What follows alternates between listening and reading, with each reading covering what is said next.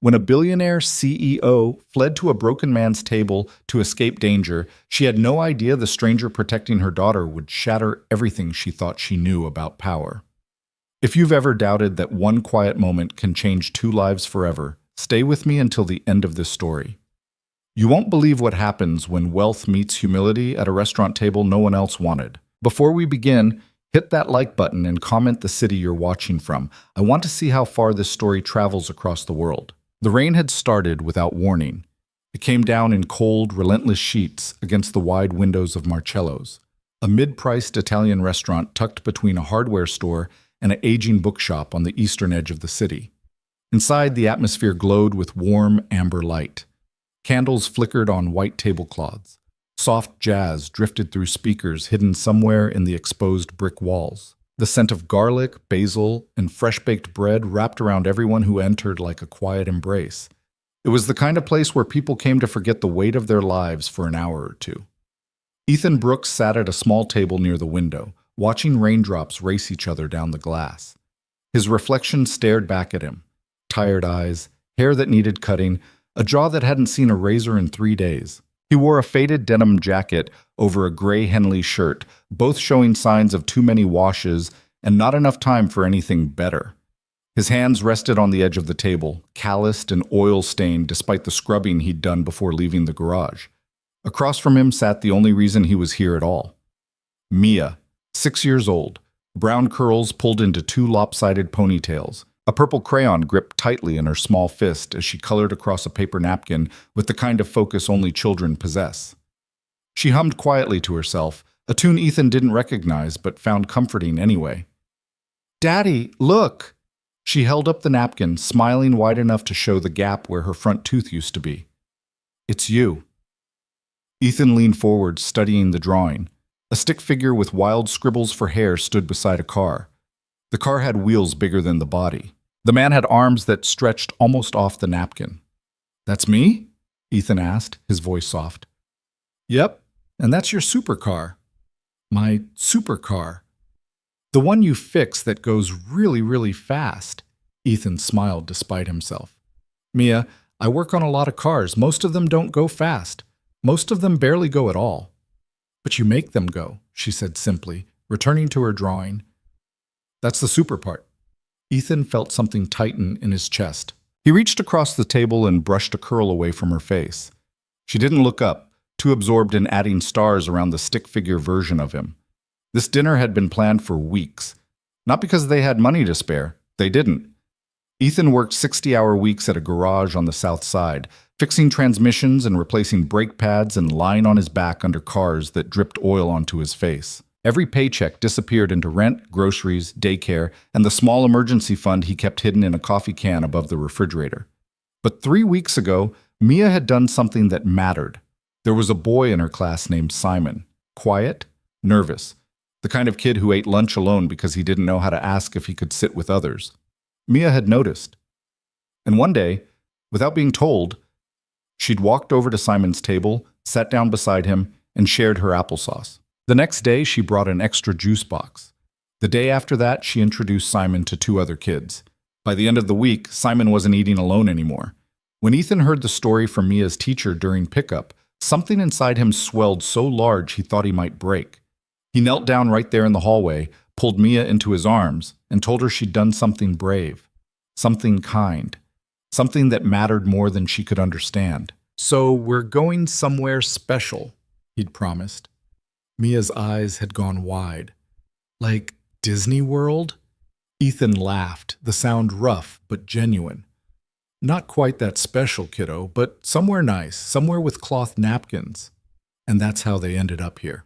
At Marcello's, at a table by the window, sharing a plate of spaghetti carbonara and a side of garlic bread because it was the cheapest thing on the menu that still felt like celebration. Mia didn't seem to mind. She attacked the pasta with enthusiasm, twirling her fork in ways that launched noodles onto the table. Ethan cleaned up after her without comment, his own plate barely touched. He wasn't very hungry. Mostly, he just wanted to watch her be happy. "Daddy?" "Yeah, sweetheart?" "Why do people be mean to other people?" Ethan paused, his fork halfway to his mouth. He set it down carefully. "What do you mean?" Mia shrugged, still coloring. Like, Simon said some kids were mean to him before I sat with him. They said his shoes were ugly, but his shoes aren't ugly. They're just shoes. Ethan exhaled slowly. He thought about how to answer, how to explain cruelty to someone who didn't yet understand it, how to protect her innocence while preparing her for a world that wouldn't always be kind. Sometimes, he said quietly, people are mean because they're hurting, or scared, or because no one ever taught them how to be kind. Mia frowned. That's sad. Yeah, it is. But I can still be nice to them, right? Ethan reached across the table and took her small hand in his. You can always be kind, Mia, no matter what. That's the one thing no one can ever take from you. She nodded seriously, as if he'd just told her the most important secret in the world. Then she went back to drawing. Ethan watched her for another moment before glancing around the restaurant. It was moderately busy for a Thursday night. A couple in their 50s sat near the back, laughing over wine. A group of young professionals occupied a large table in the center, loud and loose after what was probably a successful workday. A man in a dark suit sat alone at the bar, nursing a whiskey and scrolling through his phone with the glazed expression of someone who'd rather be anywhere else. And then there was the woman. Ethan noticed her because she was hard not to notice. She stood near the bar, half turned away from the room, her posture stiff and uncomfortable. She wore a black dress, elegant, expensive, the kind of thing that didn't come from a department store. Her dark hair was pulled back in a low, neat bun. Diamond earrings caught the light every time she moved her head. She looked like she belonged somewhere much fancier than Marcello's, but she also looked trapped. The man at the bar had turned his attention toward her. Ethan couldn't hear what he was saying, but he could see the woman's body language, the way she angled herself away, the way she crossed her arms, the tight, polite smile that didn't reach her eyes. The man leaned closer. She stepped back. He laughed, loud enough that a few nearby tables glanced over. She shook her head, said something Ethan couldn't hear, and turned toward the dining room as if looking for an escape route. Ethan looked away quickly, not wanting to stare. It wasn't his business. People had complicated lives, complicated interactions. He had enough on his plate without getting involved in someone else's trouble. Daddy, I need more napkins, Mia announced, holding up the one she'd been drawing on. It was completely covered in stars, flowers, and something that might have been a dragon. I'll grab some, Ethan said, starting to stand. But before he could move, a shadow fell across their table. Ethan looked up. The woman from the bar stood beside him, her expression tight with barely concealed anxiety. Up close, Ethan could see the tension in her jaw, the slight tremor in her hands. Her eyes, sharp and green, darted toward the bar, then back to Ethan. I'm sorry to bother you, she said quietly, her voice low and urgent. But can I sit here for a minute, please? Ethan blinked, startled. Just for a minute, she repeated, glancing over her shoulder again. I'll explain. I need to sit somewhere safe. There was something in her voice, something raw and honest beneath the polished exterior. Ethan didn't think, didn't question. He simply nodded and gestured to the empty chair beside Mia. Yeah, of course. Relief flooded the woman's face. She sat down quickly, smoothing her dress and folding her hands in her lap as if trying to appear calm. But Ethan could see the way her shoulders remained tense, the way her breathing was just a little too fast. Mia looked up from her drawing, eyes wide with curiosity. Hi.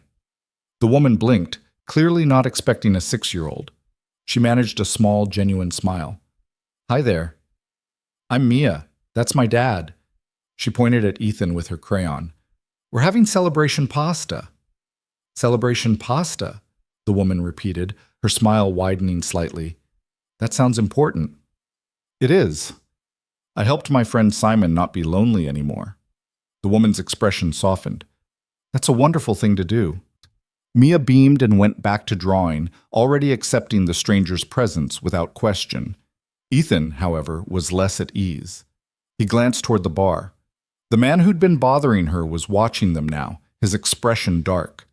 He said something to the bartender, then pushed away from the counter and started walking toward their table. Ethan's jaw tightened. Is he the problem? Ethan asked quietly. The woman nodded without looking up. He's been persistent. For the last half hour, I kept saying no, but he didn't seem to care. Ethan's hands curled into loose fists under the table. He knew the type. Men who believed charm was the same as entitlement. Men who thought rejection was just a negotiation. The man approached their table with the confidence of someone who'd never been told no in a way that stuck. He was tall, well-dressed, clean-shaven. The kind of man who smiled with his mouth but not his eyes. "Victoria," he said smoothly, ignoring Ethan entirely. "Come on, don't be like that. I was just trying to buy you a drink." The woman, Victoria, didn't look at him. "I told you I wasn't interested, multiple times." "You're sitting with—" The man's gaze finally landed on Ethan. His eyes traveled over the worn jacket, the oil-stained hands, the cheap plate of pasta. A smirk tugged at the corner of his mouth. "Really?" Ethan met his gaze without flinching. He didn't say anything, didn't need to. He simply stared, calm and unflinching, the way he'd stare down a dog that was deciding whether or not to bite. The man's smirk faltered. There was something in Ethan's eyes, something quiet but immovable. Not aggression, not a threat, just certainty. The kind of presence that said without words, "I'm not the one you want to test tonight." The silence stretched. Mia, oblivious to the tension, held up her napkin. "Do you like my dragon?" The absurdity of the moment, the innocence of the question against the backdrop of adult posturing seemed to break the spell. The man blinked, looked at Mia, then back at Ethan. He scoffed. "Whatever, not worth it." He turned and walked back toward the bar, muttering something under his breath.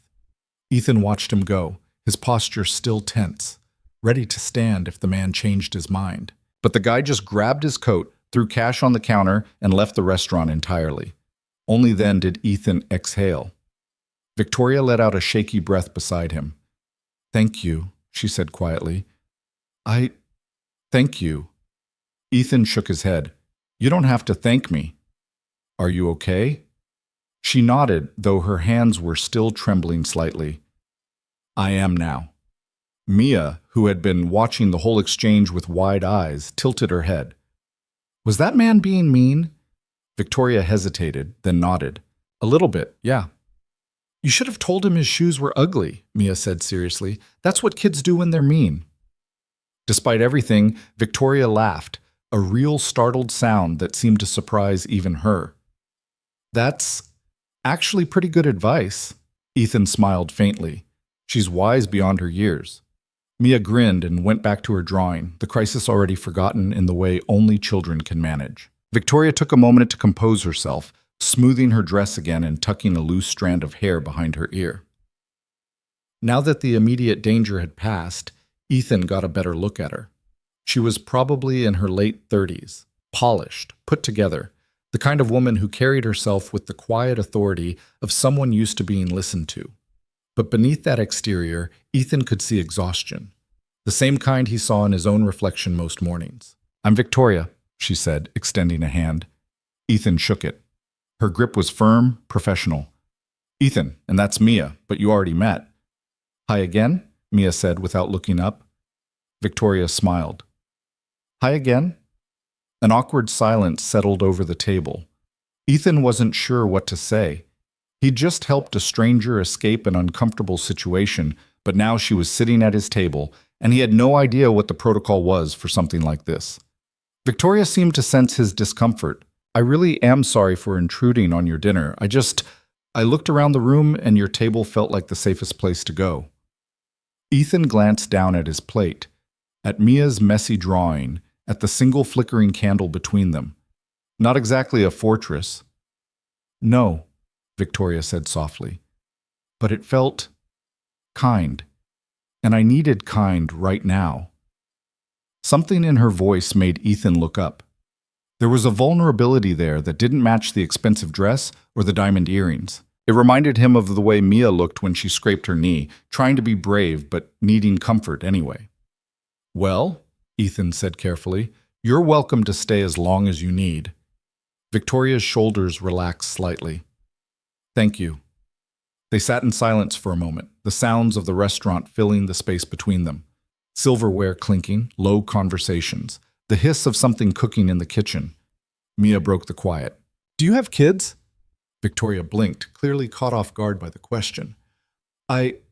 No, no, I don't. Oh, Mia considered this. Do you have a dog? No dog either. A cat? No cat. Mia frowned as if this was the saddest thing she'd ever heard. Do you have anything? Ethan winced. Mia, that's not. But Victoria laughed again, and this time it sounded lighter. It's okay. It's a fair question. She looked at Mia thoughtfully. I have a very big job. It takes up a lot of my time. What kind of job? Mia asked. I run a company. It's called a CEO. Mia's nose wrinkled. What's a CEO? It means I'm in charge of a lot of people who make things. Like toys? Victoria smiled. Not quite. We make technology. Things like computers and software that help other companies work better. Oh. Mia didn't look particularly impressed. She held up her dragon drawing. I made this. Victoria leaned closer, studying the napkin with genuine interest. That's a very good dragon. I like the purple scales. They're magic scales, Mia explained. They make the dragon fly faster. Of course they do. Ethan watched the exchange with quiet surprise. Victoria didn't talk down to Mia the way some adults did. She listened, engaged, treated her like a person worth having a conversation with. It was unexpected. So, Victoria said, turning her attention to Ethan, what do you do besides rescue strangers in restaurants? Ethan huffed a quiet laugh. I'm a mechanic. I work at a garage a few miles from here. He fixes supercars, Mia interjected. Regular cars, Ethan corrected. Very regular cars that break down a lot. Victoria nodded slowly. That sounds like hard work. It is, Ethan admitted, but it pays the bills, mostly. He didn't know why he added that last part. Maybe because Victoria had been honest about needing kindness. Maybe because something about her made him feel like he didn't need to pretend his life was anything other than what it was. Victoria's gaze softened. You're raising her alone. It wasn't a question. Ethan nodded. Yeah. Her mom passed away when Mia was 2. Car accident. I'm sorry. It was a long time ago. That doesn't make it easier. Ethan looked at her, surprised by the insight. Most people offered hollow condolences and changed the subject. But Victoria held his gaze, waiting, as if she understood that grief didn't follow a timeline. No, Ethan said quietly. It doesn't. Mia, sensing the shift in mood, tugged on Ethan's sleeve. Daddy, can I have dessert? Ethan glanced at the menu, already knowing the answer. Dessert wasn't in the budget. Not tonight, sweetheart. Mia's face fell, but she didn't argue. She just nodded and went back to her drawing. Victoria watched the exchange, something unreadable crossing her face. What if I bought her dessert? Victoria asked suddenly. Ethan stiffened. That's not necessary. I know it's not necessary, but I'd like to, as a thank you. You already thanked me. Then as an apology for interrupting your celebration. Ethan hesitated. Pride warred with practicality. He didn't like taking charity. Didn't like the idea of his daughter learning that strangers would solve their problems. But he also saw the way Mia's eyes had lit up at the word dessert, and he hated being the reason that light dimmed. Please, Victoria added softly, let me do something nice. Ethan exhaled. Okay, but just dessert. Victoria smiled and flagged down a passing waiter. Can we see the dessert menu, please? The waiter nodded and disappeared. Mia bounced in her seat. Can I get the chocolate one? Let's see what they have first, Ethan said, though he was already smiling. When the waiter returned, Mia studied the menu with the seriousness of a judge reviewing evidence. Finally, she pointed to a picture of a towering chocolate lava cake topped with vanilla ice cream. That one. Victoria ordered it without hesitation, along with a tiramisu for herself and a coffee. Ethan ordered nothing, though Victoria gave him a look that suggested she noticed. While they waited, the conversation drifted. Victoria asked about Mia's school. Mia asked about Victoria's big job. Ethan mostly listened, content to let the two of them talk. There was something surreal about the moment. An hour ago, Victoria had been a stranger. Now she sat at their table, laughing at Mia's stories about recess and playground politics, looking more relaxed than she had when she first walked in. When the desserts arrived, Mia attacked the lava cake with the enthusiasm of someone who just discovered treasure. Chocolate smeared across her cheek within seconds. Ethan handed her a napkin. "Slow down before you choke." "It's so good, Daddy," Mia said through a mouthful of cake. Victoria smiled, watching her. "I don't think I've seen anyone enjoy dessert that much in years." "She doesn't get it very often," Ethan said quietly. Victoria's smile faded slightly. She looked at Ethan, really looked at him, and he saw something shift in her expression. Understanding, maybe, or recognition. "You're a good father," she said. Ethan didn't know what to say to that. He just shrugged. "I try." "Most people just try," Victoria said. "You're actually doing it." The weight of her words settled over him, unexpected and heavy. Ethan looked down at his hands, suddenly unsure where to put them. "Thank you," he said finally. They sat in companionable silence while Mia finished her cake. Outside, the rain had slowed to a drizzle. The restaurant was beginning to empty as the night grew later. Victoria checked her phone, expensive, sleek, and frowned. "I should probably go. I have an early meeting tomorrow." Ethan nodded. "Of course." Victoria stood, smoothing her dress one last time. She looked at Mia, who was licking chocolate off her fork. "Thank you for sharing your table with me, Mia." Mia grinned. "You're welcome. You can come back any time." Victoria's smile was soft and genuine. "I'd like that." She turned to Ethan, extending her hand again. "And thank you for everything." Ethan shook her hand. "Take care of yourself." "You too." Victoria walked toward the exit, her heels clicking softly against the tile floor. Ethan watched her go, expecting that to be the end of it. A strange encounter. A brief moment of connection with someone from a completely different world. But just before she reached the door, Victoria paused. She stood there for a long moment, her hand on the handle, staring out at the rainy street. Then slowly, she turned back. Ethan saw her pull something from her purse, a business card. She walked back to their table and placed it carefully beside his plate. "If you ever need anything," she said quietly, "anything at all, call me." Ethan looked down at the card. Embossed letters. A company name he vaguely recognized. And beneath it, Victoria Hale, Chief Executive Officer. He looked up, confused. "Why?" Victoria met his gaze, and for the first time all night, she looked completely unguarded. "Because tonight, you reminded me what kindness looks like," she said. "And I don't want to forget." Before Ethan could respond, she turned and walked out into the rain. Ethan sat there, staring at the business card, trying to process what had just happened. Mia tugged on his sleeve. "Daddy, I like her." Ethan picked up the card, running his thumb over the embossed letters.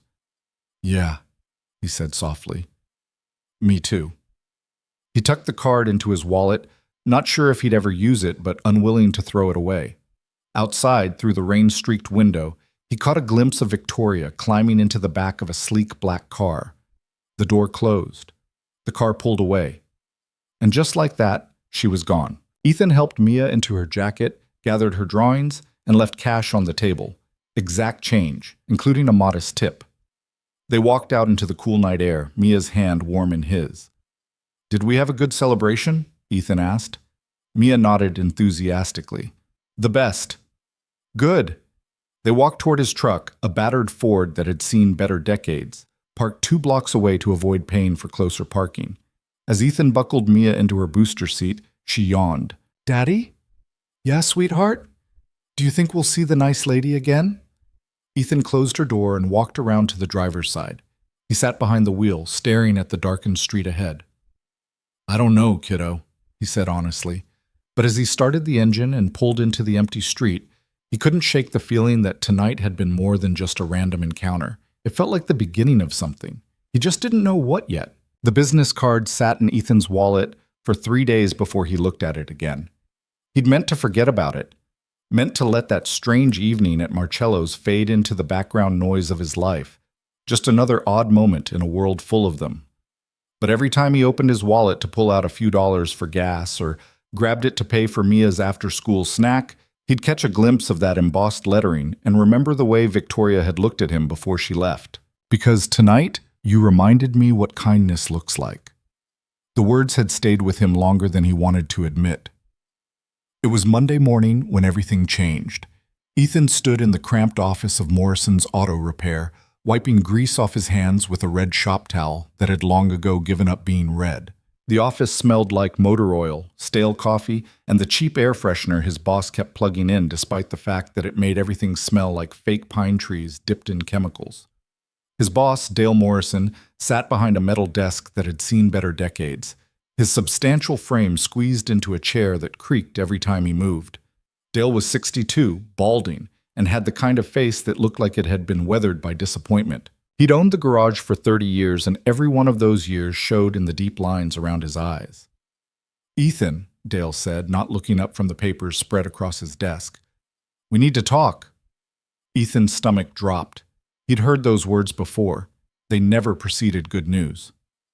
"What's going on?" Ethan asked, still holding the towel. Dale finally looked up. There was something in his expression, guilt, maybe, or the kind of exhaustion that came from making decisions you didn't want to make. "Business has been slow," Dale said. "Real slow. I've been trying to keep everyone on, but the numbers don't work anymore." Ethan's jaw tightened. "Dale, I'm sorry, kid, I really am, but I gotta let you go." The words hung in the air like smoke. Ethan stood there, trying to process what he'd just heard. His mind raced through numbers: rent due in 2 weeks, Mia's daycare payment, the electric bill he'd already pushed back once, the groceries he'd need to buy, the medication his daughter needed for her allergies. "When?" Ethan asked, his voice flat. "End of the week," Dale said, looking down at his desk again.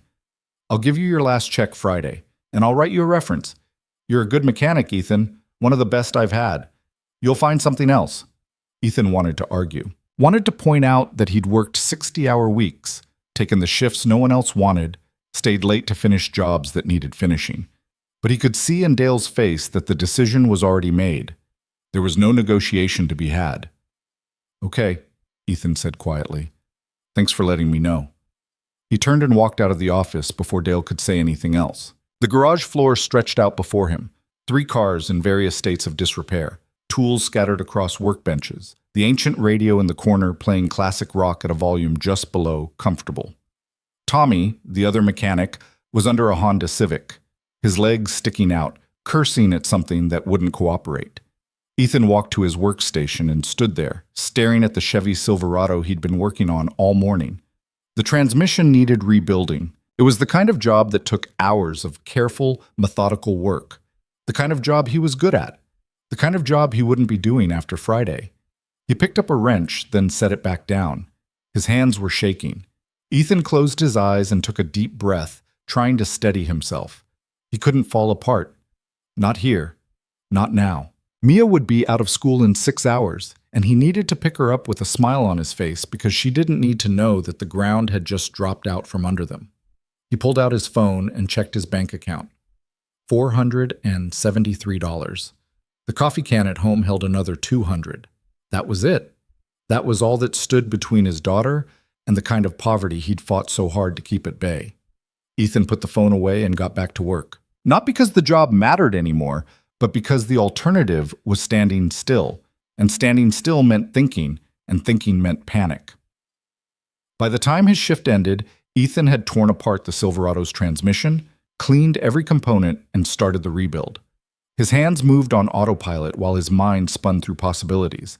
He could ask around at other garages. Maybe someone was hiring, but the economy had been rough, and most shops were cutting hours, not adding staff. He could pick up side work, oil changes in driveways, brake jobs in parking lots, but that kind of work was unreliable, and it wouldn't cover rent. He could ask for help. The thought made his stomach turn. He'd built his entire adult life around not needing help, not being a burden, not admitting that sometimes the world was too heavy to carry alone. But maybe pride was a luxury he couldn't afford anymore. Ethan picked up Mia from the after-school program at exactly 5:30. She ran to him the way she always did, backpack bouncing, curls flying, a drawing clutched in her hand. "Daddy, look! I made you at work!" Ethan took the drawing. It showed a stick figure under a car, surrounded by tools that looked like alien weapons. "That's perfect, sweetheart," he said, his voice thick. "I'll put it on the fridge when we get home." "Right next to the dragon one?" "Right next to it." They drove home in the battered Ford, Mia chattering about her day while Ethan navigated traffic with the kind of numb focus that came from running on empty. She talked about reading group and recess and how Simon had shared his crackers with her at lunch. Because I shared with him first, Mia explained, so now we share with each other. That's how it's supposed to work, Ethan said quietly. When they got home, a small two-bedroom apartment on the third floor of a building that had needed maintenance a decade ago, Ethan made dinner while Mia spread her homework across the kitchen table. Spaghetti again. It was cheap, filled bellies, and Mia never complained. While the water boiled, Ethan stood at the sink and stared out the window at the parking lot below. A car alarm went off somewhere in the distance. A dog barked. The city hummed with the sound of 1,000 lives being lived in parallel, none of them touching, all of them separate. His phone buzzed. A text from Tommy. Heard about Dale letting you go. That sucks, man. Let me know if you need anything. Ethan typed back, thanks. I'll figure it out. He put the phone down and gripped the edge of the sink. The metal was cold under his palms. Daddy, I'm stuck on this one.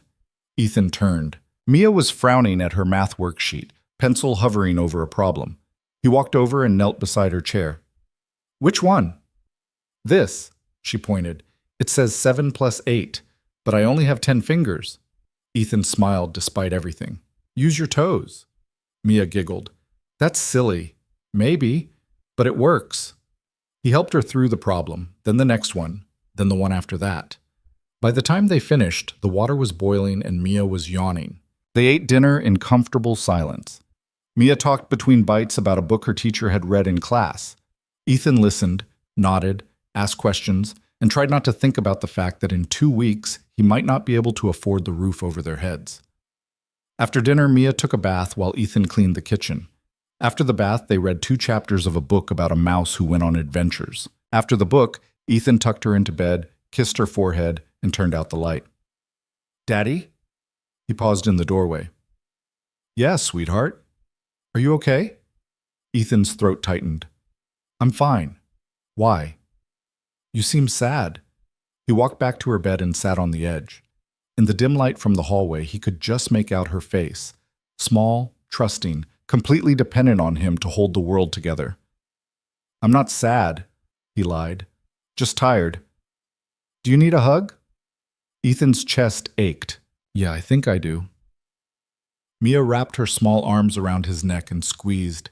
She smelled like strawberry shampoo and toothpaste. I love you, Daddy. I love you too, kiddo. More than anything. She let go and snuggled back under her blankets. Good night. Good night. Ethan closed her door and stood in the hallway, listening to her breathing slow and deepen. When he was sure she was asleep, he walked to the living room and collapsed onto the sagging couch. The apartment was quiet except for the hum of the refrigerator and the muffled sound of the TV in the unit below. Ethan leaned his head back and closed his eyes. He'd been here before. Not exactly here, but close enough. After his wife died. After the hospital bills and the funeral costs and the crushing weight of raising a toddler alone while drowning in grief. He'd clawed his way out of that hole through sheer stubbornness and 60-hour work weeks. But he was tired now. So tired. His phone sat on the coffee table, dark and silent. Ethan stared at it for a long time. Then, before he could talk himself out of it, he pulled out his wallet and removed Victoria's business card. The embossed letters caught the light from the lamp. Victoria Hale, Chief Executive Officer. If you ever need anything at all, call me. Ethan turned the card over in his hands. On the back, written in neat handwriting, was a phone number. Not the office number on the front, something else. Something personal. He picked up his phone, stared at the number, put the phone down, picked it up again. What was he even going to say? Hi, remember me? The guy from the restaurant? I just lost my job and I'm about to lose my apartment and I have no idea what to do? He couldn't, wouldn't. It was one thing to help a stranger escape an uncomfortable situation. It was another to ask that stranger to solve your problems. Ethan set the phone down and put the card back in his wallet. He'd figure something out. He always did. The next morning, Ethan started making calls.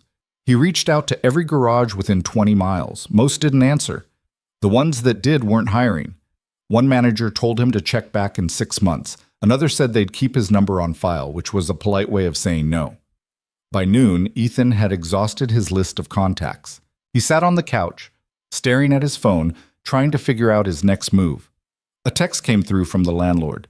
Rent reminder, due in 12 days. Ethan deleted it. He spent the afternoon applying to jobs online, warehouse positions, delivery driver roles, anything that paid enough to cover rent. Most applications disappeared into digital voids.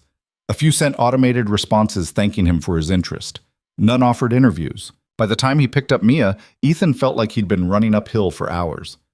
"Daddy, can we go to the park?" Mia asked as they walked to the truck. Ethan hesitated. The park meant time. Time meant not job hunting. But the look on Mia's face, hopeful, innocent, made the decision for him. "Yeah, we can go to the park." They spent an hour at the small playground 3 blocks from their apartment. Mia climbed on the jungle gym while Ethan sat on a bench, pretending to watch her while his mind spun through worst-case scenarios. "Daddy, watch this!" Ethan looked up. Mia was hanging upside down from the monkey bars, her face red from the blood rushing to her head, grinning like she'd just discovered flight. "Be careful," Ethan called. "I am!" She dropped down, landed on her feet, and ran to the swings. Ethan's phone buzzed. Another text from Tommy. "Hey man, heard about a shop on the west side that might be hiring. Want the number?" Ethan's fingers flew across the screen. "Yes, thank you." Tommy sent the contact info. Ethan called immediately. The phone rang 4 times before someone picked up. "Yeah?" A gruff voice, background noise of pneumatic tools. "Hi, my name is Ethan Brooks. I'm a mechanic looking for work. I heard you might be hiring." A pause. "Who told you that?" "A friend.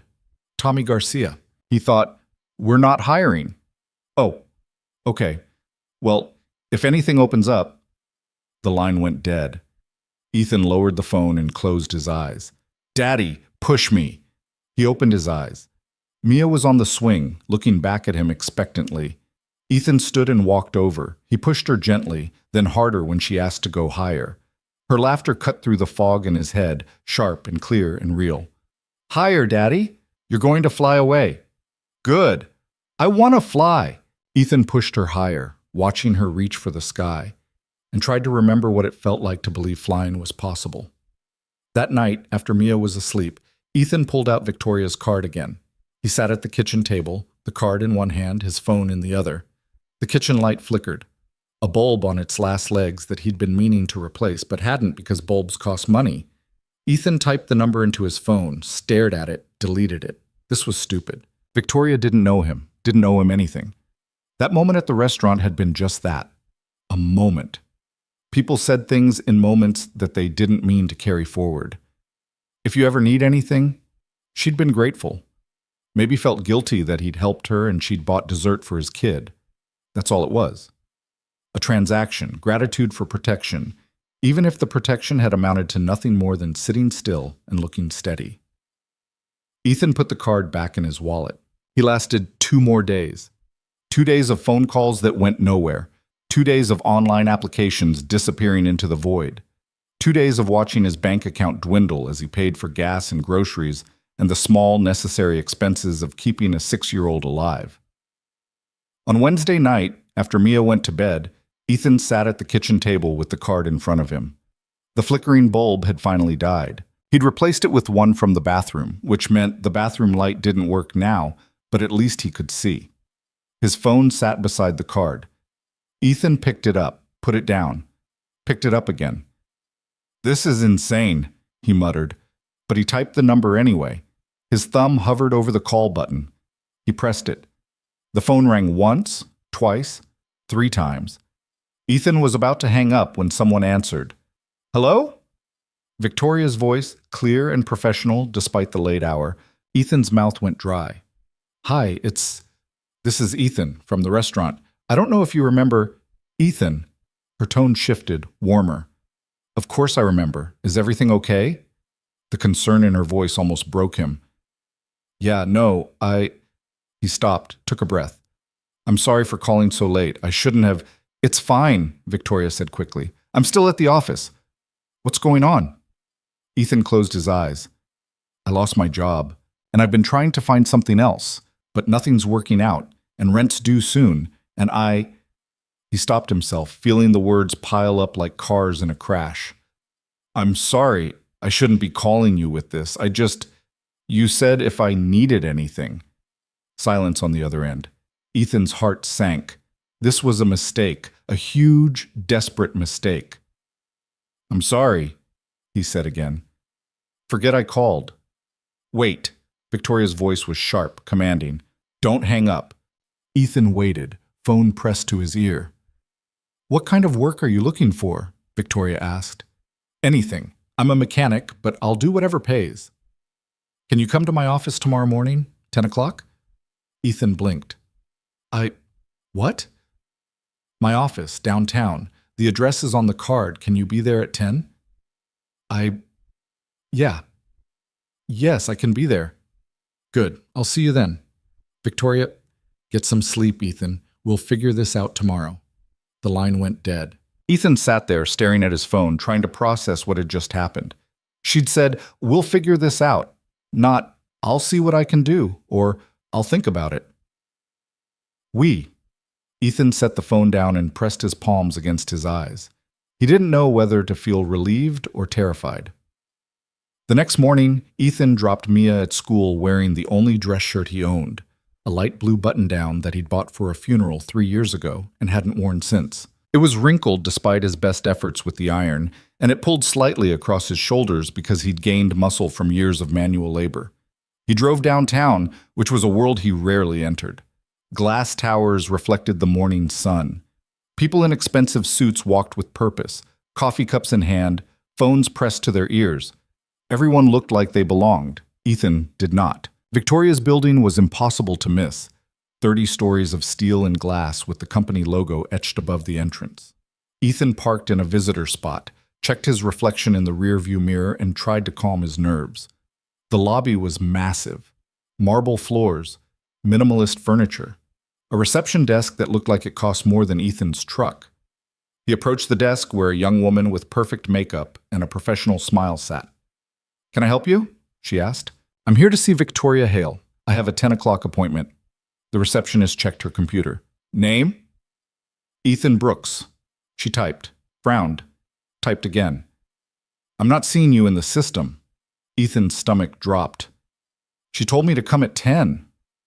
Ms. Hale doesn't typically meet with walk-ins. Are you sure? A door opened behind the reception desk. A woman in her 50s wearing a sharp gray suit stepped out.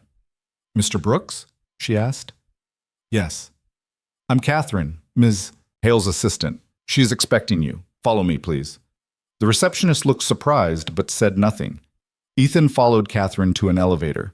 They rode up in silence, the numbers climbing. When the doors opened on the 28th floor, Ethan stepped into a world of floor-to-ceiling windows, modern art, and the kind of quiet that only expensive buildings achieved. Catherine led him down a hallway to a large office at the corner of the building. She knocked once, then opened the door. Mr. Brooks is here, she announced. Thank you, Catherine. Victoria's voice came from inside. Catherine stepped aside, gesturing for Ethan to enter. He did. The office was stunning. Windows on 2 walls offered panoramic views of the city. A sleek desk sat near the center, flanked by leather chairs. Bookshelves lined one wall. Art hung on another. And behind the desk stood Victoria. She looked different than she had at the restaurant, more commanding. Her dark hair was pulled back in a tight bun. She wore a charcoal suit that fit perfectly. Diamond earrings caught the light.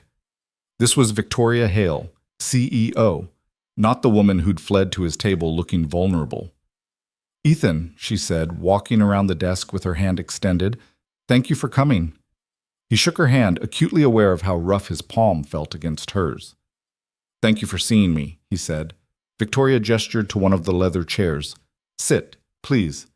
Ethan sat. The chair was more comfortable than his couch. Victoria sat across from him, folding her hands in her lap. For a moment she just looked at him, not with pity, but with the kind of careful assessment he imagined she used in boardrooms. Tell me what happened, she said. So he did. He told her about Dale and the garage, about the job hunt that had gone nowhere, about rent coming due and the math that didn't add up no matter how many times he ran the numbers. He kept his voice steady, clinical, like he was describing someone else's life. When he finished, Victoria nodded slowly. "And you have a daughter to support," she said. "Yeah, Mia. She's 6. The one who makes excellent dragons." Ethan smiled despite himself. "That's her." Victoria stood and walked to the window, looking out at the city below. Ethan waited, unsure what to say. "I need a facilities manager," Victoria said suddenly. Ethan blinked. "I'm sorry?" She turned to face him. "Someone to oversee building maintenance. HVAC, electrical, plumbing. We have contractors who handle most of it, but I need someone in-house who knows what they're looking at. Someone who can manage vendors, troubleshoot problems, keep everything running." I've never done that kind of work." "You're a mechanic. You fix complicated systems. This is the same thing, just bigger." Victoria walked back to her desk and pulled out a folder. "The salary is $65,000 a year. Full benefits, health insurance, dental, vision, 2 weeks vacation, retirement matching." Ethan's mouth went dry. "That's more than you were making at the garage," Victoria finished. "I know." "Why?" Ethan asked. "Why would you offer me this?" Victoria set the folder down and looked at him directly. "Because 3 nights ago you helped me without asking for anything in return," she said. "You didn't know who I was. Didn't care. You just saw someone who needed help and you helped." "Well, that doesn't mean I'm qualified for—" "I've interviewed dozens of candidates for this position," Victoria interrupted. "People with degrees and certifications and 5-page resumes.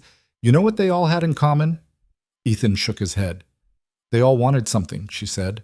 "A stepping stone, a line on their resume, a connection to leverage later. Not one of them cared about the actual work." She walked around the desk and sat on the edge, closer to him now. "You care about the work," she said quietly. "I can see it. The way you talked about fixing that transmission even after you'd been fired.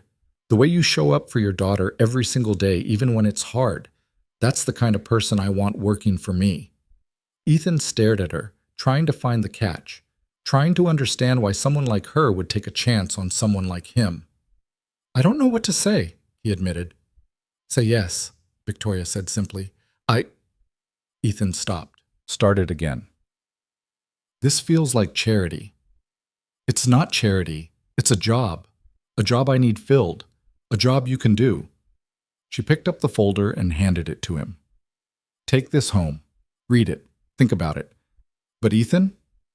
"Yeah?" "I don't make offers twice." Ethan took the folder. It was heavier than he expected. "When would I start?" he asked. "Monday, if you want it." Monday, 4 days away, before rent was due. Ethan looked down at the folder, then back at Victoria. "Can I ask you something?" "Of course." "Why did you really call me up here? You could have offered this over the phone." Victoria smiled, a small, genuine expression that reminded him of the woman at the restaurant. "Because I wanted to see if you were the same person I met that night," she said. "If that kindness was real or just a performance." "And?" "And you wore a wrinkled shirt to meet with a CEO because it's the best you have. You thanked my assistant on the way in. You didn't try to sell yourself or exaggerate your qualifications. You're exactly who I thought you were." She extended her hand. "So what do you say, Ethan? Do we have a deal?" Ethan looked at her hand, at the folder in his lap, at the city stretching out beyond the windows. He thought about Mia, about rent, about the coffee can fund that was nearly empty. He thought about pride and desperation and the strange twist of fate that had brought him to this office. Then he stood and shook Victoria's hand. "We have a deal," he said. Victoria's smile widened. "Welcome aboard. Catherine will get you set up with HR. You'll need to fill out some paperwork, but we can handle most of it before you leave today." "Thank you," Ethan said. "I mean it. Thank you." "Don't thank me yet," Victoria said. "This job isn't easy, but I think you'll be good at it." She walked him to the door where Catherine was waiting with a tablet and a stack of forms. As Ethan started to leave, Victoria called after him. "Ethan?" He turned. "Your daughter," Victoria said. "Mia. She's lucky to have you." Ethan's throat tightened. "I'm the lucky one." Victoria nodded, understanding passing between them without words. Then she closed the door, and Ethan followed Catherine down the hall to begin the paperwork that would change everything. 2 hours later, Ethan walked out of Victoria's building with a folder full of signed paperwork, a company badge that would activate on Monday, and a benefits packet thick enough to use as a doorstop. His hands trembled slightly as he unlocked his truck, not from fear, but from the delayed shock of having his entire world shift in the span of a single conversation. He sat behind the wheel without starting the engine, staring at the employee handbook Catherine had given him. The salary number was printed on page 3, $65,000. He read it twice to make sure he hadn't imagined the extra digit. Last year he'd made $32,000. The year before that, $29,000. Ethan pulled out his phone and called the one person he trusted to understand what this meant. Tommy answered on the second ring. "Hey man, any luck with that West Side shop?" "They weren't hiring," Ethan said. "But I got something else." "Yeah, where?" "You're not going to believe me." "Try me." Ethan told him everything. The phone call, the office, the offer. When he finished, Tommy was silent for so long that Ethan thought the call had dropped. "Tommy?" "Holy shit," Tommy said finally. "Holy shit, man, that's incredible." "I know. Facilities manager for a tech company, that's a real job. With benefits and everything." "Yeah." "When do you start?" "Monday." Tommy laughed, the sound crackling through the phone. 4 days ago you were getting fired. Now you're making twice what Dale paid you. That's insane." "I keep waiting to wake up," Ethan admitted. Just don't question it. Take the win." Tommy paused. "You deserve this, man. You really do." Ethan's throat tightened. "Thanks." "You tell Mia yet?" "Not yet. Picking her up in 20 minutes. She's going to lose her mind." "Probably." They talked for a few more minutes before hanging up. Ethan started the truck and drove toward Mia's school, his mind still trying to catch up with reality. The streets looked the same as they had this morning. Same buildings, same traffic lights, same potholes he'd learned to avoid. But everything felt different, lighter. Like someone had lifted a weight he'd been carrying for so long he'd forgotten what it felt like to stand up straight. Mia was waiting by the fence when he pulled up, her backpack nearly as big as she was. She ran to the truck the moment she saw him, yanking open the door and climbing into her booster seat with practiced efficiency. "Daddy, guess what?" "What?" "Mrs. Patterson said my story about the magic dragon was the best one in class." Ethan smiled, pulling away from the curb. "That's because you're an excellent storyteller." "I know," Mia said matter-of-factly. "Can we have chicken nuggets for dinner?" "Sure." "The good ones from the freezer or the restaurant ones?" Ethan glanced at her in the rearview mirror. Her face was smudged with something that might have been marker or possibly dirt. Her hair had escaped its ponytail and stuck out at odd angles. She looked happy, innocent, completely unaware of how close they'd been to disaster. "Restaurant ones," Ethan said. Mia's eyes went wide. "Really?" "Really. Can I get the toy too?" "Yeah, kiddo, you can get the toy." Mia bounced in her seat, already imagining whatever plastic treasure awaited her. "This is the best day ever." Ethan's chest ached in the good way.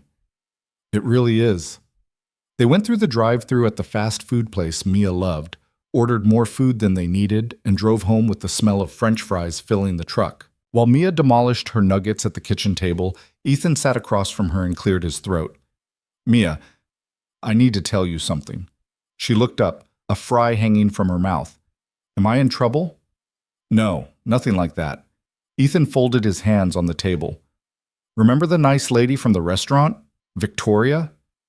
Mia's face lit up. "The one who bought me the chocolate cake." "That's the one. Well, she offered me a new job." "A job fixing supercars?" "Not exactly. A job taking care of a big building, making sure everything works right." Mia considered this. "Like a superhero for buildings?" Ethan laughed. "Sure, like that." "Is it a good job?" "It's a really good job. It pays more money, which means we can—" He stopped, not wanting to burden her with details she didn't need. "It means things are going to be a little easier. We won't have to worry so much." Mia nodded seriously. "Were you worried before?" "A little bit, yeah. But not anymore?" "Not anymore." She smiled and went back to her nuggets. "I'm glad. I don't like when you're worried. Your face gets all scrunchy." Ethan reached across the table and squeezed her hand. Well, my face is going to be a lot less scrunchy from now on. That night, after Mia was asleep, Ethan sat at the kitchen table and called his landlord. The conversation was brief. He confirmed he'd have rent on time. The landlord grunted something that might have been approval and hung up. Ethan stared at his phone for a moment, then opened his banking app and transferred money from his checking account to set aside for rent. For the first time in months, the number that remained didn't make his stomach drop. He slept better than he had in weeks. Monday morning arrived faster than Ethan expected. He woke before his alarm, nerves and anticipation tangled in his chest. He dressed carefully in khaki pants and a polo shirt Catherine had told him was appropriate for the facilities department. The clothes were new, bought over the weekend with money he'd allowed himself to spend, and they fit properly. Mia noticed at breakfast. "You look fancy, Daddy." "I look like an adult with a grown-up job." "You always look like an adult." "A different kind of adult." She tilted her head, studying him. "You look happy." Ethan smiled. "I am happy." After dropping Mia at school, Ethan drove downtown for the second time in a week. The morning commute was brutal. Thousands of people converging on the city center, all heading toward buildings full of purpose and paychecks. He parked in the employee garage Catherine had directed him to, took the elevator to the ground floor, and entered through the staff entrance. His badge worked on the first try. Catherine met him in the lobby, somehow looking even more professional than she had on Thursday. "Good morning, Mr. Brooks. Welcome to your first day." "Thank you. And please call me Ethan." "Ethan," she amended with a small smile. "Ms. Hale asked me to get you oriented. We'll start with a building tour, then I'll introduce you to your team." "I have a team?" "3 people. They report to you, but they've been without a supervisor for 6 weeks, so there might be some adjustment." Ethan followed Catherine through security and into the main building. The tour took 90 minutes. She showed him mechanical rooms, electrical panels, the HVAC control center, emergency systems, and countless spaces he'd be responsible for maintaining. The building was enormous. 30 floors of offices, conference rooms, a cafeteria, a fitness center, and infrastructure that would have made Dale's little garage look like a tool shed. "This is a lot," Ethan said as they rode the elevator to the basement level. "It is," Catherine agreed, "but you'll have support. The previous manager left detailed documentation, and your team knows the building well." The elevator doors opened to reveal a large workspace filled with tools, equipment, and 3 people who stopped what they were doing the moment Catherine appeared. "Team," Catherine said. "This is Ethan Brooks, your new facilities manager. Ethan, this is your crew." The first person to step forward was a woman in her 40s with short gray hair and a tool belt that looked like it had seen serious action. "Rita Martinez," she said, shaking Ethan's hand with a grip that could crack walnuts. "I handle electrical." Next was a younger guy, maybe 30, with tattoos running down both arms and a cautious expression. "James Park, plumbing and water systems." The third was older, probably close to 60, with a weathered face and suspicious eyes. "Marcus Chen, HVAC." Catherine excused herself, leaving Ethan alone with his new team. The silence that followed was heavy with evaluation. These were people who'd been doing their jobs without supervision for weeks. They had their routines, their systems, their way of operating, and now some stranger was showing up to tell them what to do. Ethan understood the dynamic immediately. He'd been in their position before. "Okay," he said. "I'm not going to pretend I know this building better than you do. You've been keeping this place running without a manager, which tells me you know what you're doing. I'm here to support you, not micromanage." Rita's eyebrows rose slightly. Marcus's suspicion didn't fade, but he seemed to be listening. "That said," Ethan continued, "I need to learn this building inside and out. So here's what I'm proposing. For the next 2 weeks, I shadow each of you for a few days. You show me your systems, your routines, what works and what doesn't. Then we sit down together and figure out how to make things run even better." James crossed his arms. "And if we think things are running fine as is, then you tell me that," Ethan said simply. "I'm not here to fix what isn't broken, but I'm also not going to rubber stamp everything without understanding it first." The 3 of them exchanged glances. Some silent communication passed between them. Rita spoke first. "That seems reasonable." "Fair enough," James added. Marcus just grunted, which Ethan took as tentative acceptance. Good, Ethan said. Who wants to show me around first? Rita volunteered. She spent the next 4 hours walking Ethan through the electrical systems, circuit breakers, backup generators, emergency lighting, and the labyrinthine network of wiring that powered 30 floors of technology. She spoke quickly, using technical terms Ethan didn't always recognize, but she was patient when he asked questions. You actually know what you're talking about, Rita said around noon, genuine surprise in her voice. I worked on cars, Ethan explained. Electrical systems aren't that different, just bigger. And if you screw up, you don't just strand someone on the highway. You shut down a whole building. Yeah, Ethan said. That's the part that keeps me awake. Rita laughed. You'll be fine. Just don't touch anything without asking first. Lunch was in the employee cafeteria, which served food far better than anything Ethan had packed in a lunchbox over the past decade. He ate with his team, listening more than talking, learning their dynamics. Rita was the veteran, respected and straightforward. James was skilled but young, still proving himself. Marcus was the skeptic, the one who'd seen managers come and go and had no reason to believe Ethan would be different. Ethan didn't try to win them over with charm or promises. He just listened, asked good questions, and treated them like the professionals they were. By the end of the first day, his head was spinning with information, valve locations, filter schedules, vendor contacts, emergency protocols. He drove home exhausted but satisfied, the kind of tired that came from using his brain in new ways. Mia was already home when he arrived, staying with Mrs. Chen from downstairs, who watched her after school. How was the first day? Mrs. Chen asked as Mia gathered her things. Good, Ethan said. Really good. I'm glad. Mia said you got a new job. Congratulations.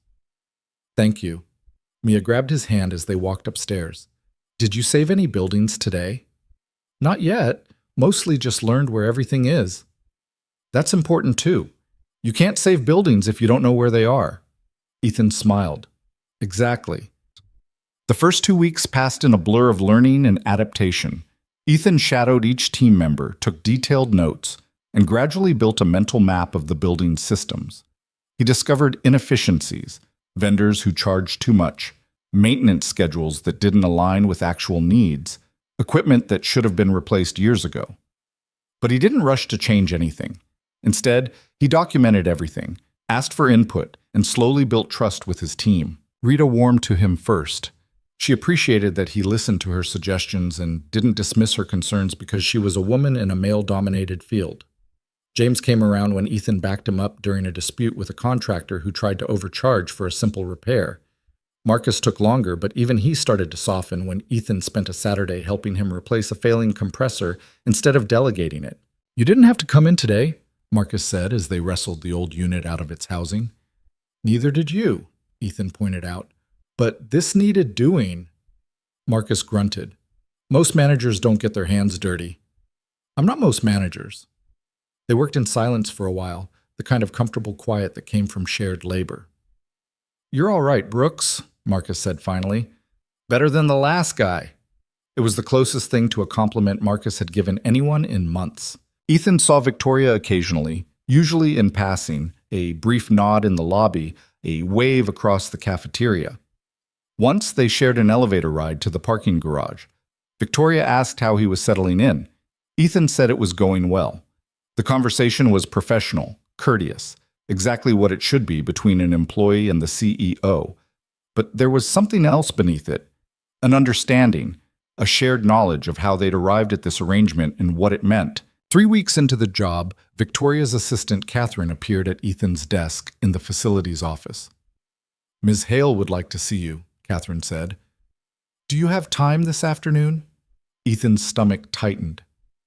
Did I do something wrong? Quite the opposite, I think. 20 minutes later, Ethan stood outside Victoria's office for the second time. Catherine knocked once and opened the door. Mr. Brooks is here. Thank you, Catherine. Send him in. Ethan entered. Victoria stood by the window, backlit by the afternoon sun, reviewing something on her tablet. She looked up when he entered. Ethan, close the door, please. He did, his nerves ratcheting up another notch. Victoria set down her tablet and gestured to the chairs. They both sat. I've been getting reports about you, Victoria said. Ethan's pulse quickened. What kind of reports? Rita says you're competent and fair. James thinks you're the best supervisor he's had. Marcus actually smiled when I asked about you, which I didn't know was possible. Victoria leaned back in her chair. You've turned that team around in 3 weeks. They were already good, Ethan said. They just needed someone to trust them. Exactly. Victoria tapped her fingers on the armrest.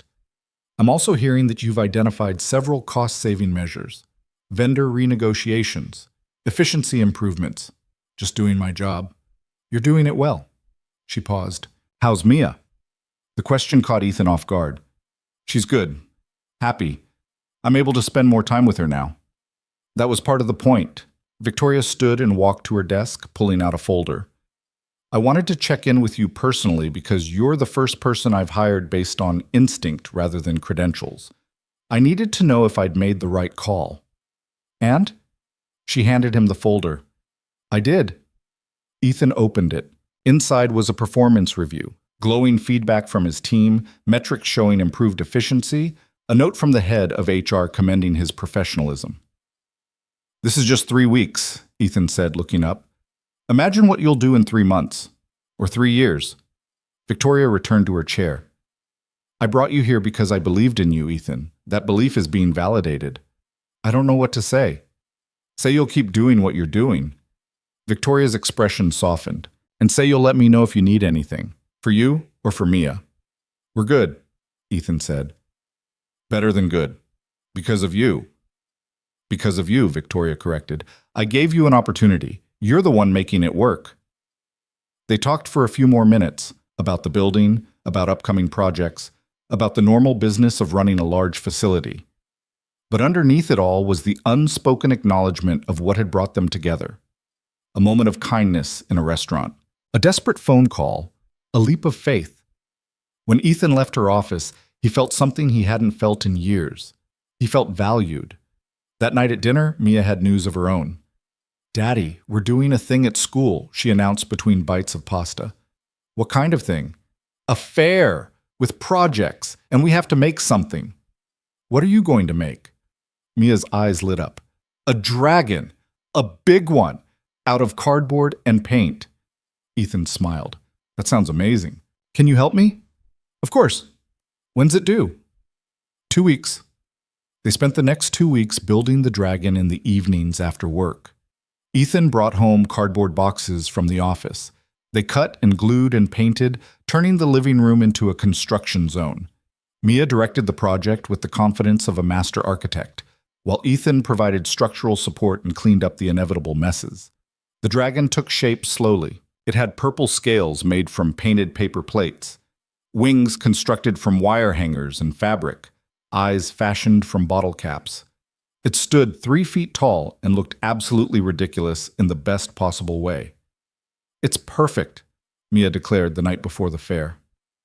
It's definitely something, Ethan agreed. Do you think other kids will like it?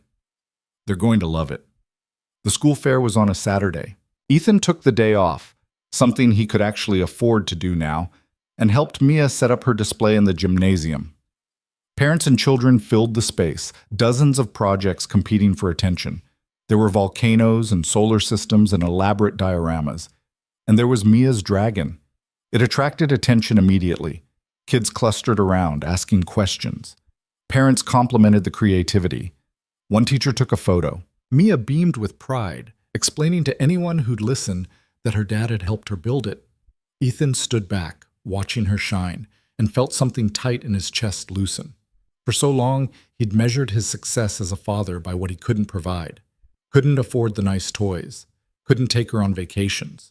Couldn't give her the life she deserved. But watching her now, confident, happy, surrounded by friends, he realized he'd been measuring wrong. He'd given her something more important than money. He'd given her love, stability, the knowledge that someone would always show up for her. That mattered more than any dragon. Mr. Brooks? Ethan turned. A woman in her 30s stood beside him, smiling. I'm Amanda Parker. I'm Simon's mom. Recognition clicked. Simon. The quiet boy Mia had befriended. It's nice to meet you, Ethan said. I wanted to thank you, Amanda said, for raising such a kind daughter. Simon was having a really hard time at the beginning of the year. He was lonely, scared, and then Mia sat with him at lunch, and everything changed. Ethan's throat tightened. That's all Mia. I can't take credit. Of course you can. Kids learn kindness from somewhere. Amanda gestured toward the displays. Simon's over there with his volcano. He's been talking about Mia's dragon all week. I think he has a little crush. They both laughed. Well, Ethan said, she could do worse. Amanda's expression grew serious. I mean it, though. Thank you. You're doing something right. After she left, Ethan stood there for a moment, letting the words sink in. You're doing something right. For years, he doubted himself, second-guessed every decision, wondered if he was enough, if he could give Mia what she needed. But maybe he was. Maybe he had been all along. The fair ended in early afternoon. Ethan and Mia loaded the dragon into the truck, carefully, because Mia insisted they keep it forever, and drove home. They stopped for ice cream on the way, celebrating Mia's successful presentation. Daddy? Mia asked as they sat outside the ice cream shop, sticky hands gripping cones. Yeah? Are you still friends with the nice lady, Victoria? Ethan considered the question. Sort of. She's my boss now, so it's different. But do you still like her? I do. She's a good person. Mia nodded thoughtfully, chocolate ice cream smeared across her chin. I think she likes you too. What makes you say that? She looked at you the same way you look at me. How do I look at you? Mia thought about it. Like I'm the best thing ever. Ethan's heart squeezed. That's because you are. She grinned and went back to her ice cream. But Mia's words stayed with him. He thought about Victoria, about the way she'd looked at him in her office, about the careful attention she paid when asking about his life, about the opportunities she'd given him when she had no reason to beyond a single evening in a restaurant. There was something there. He wasn't sure what.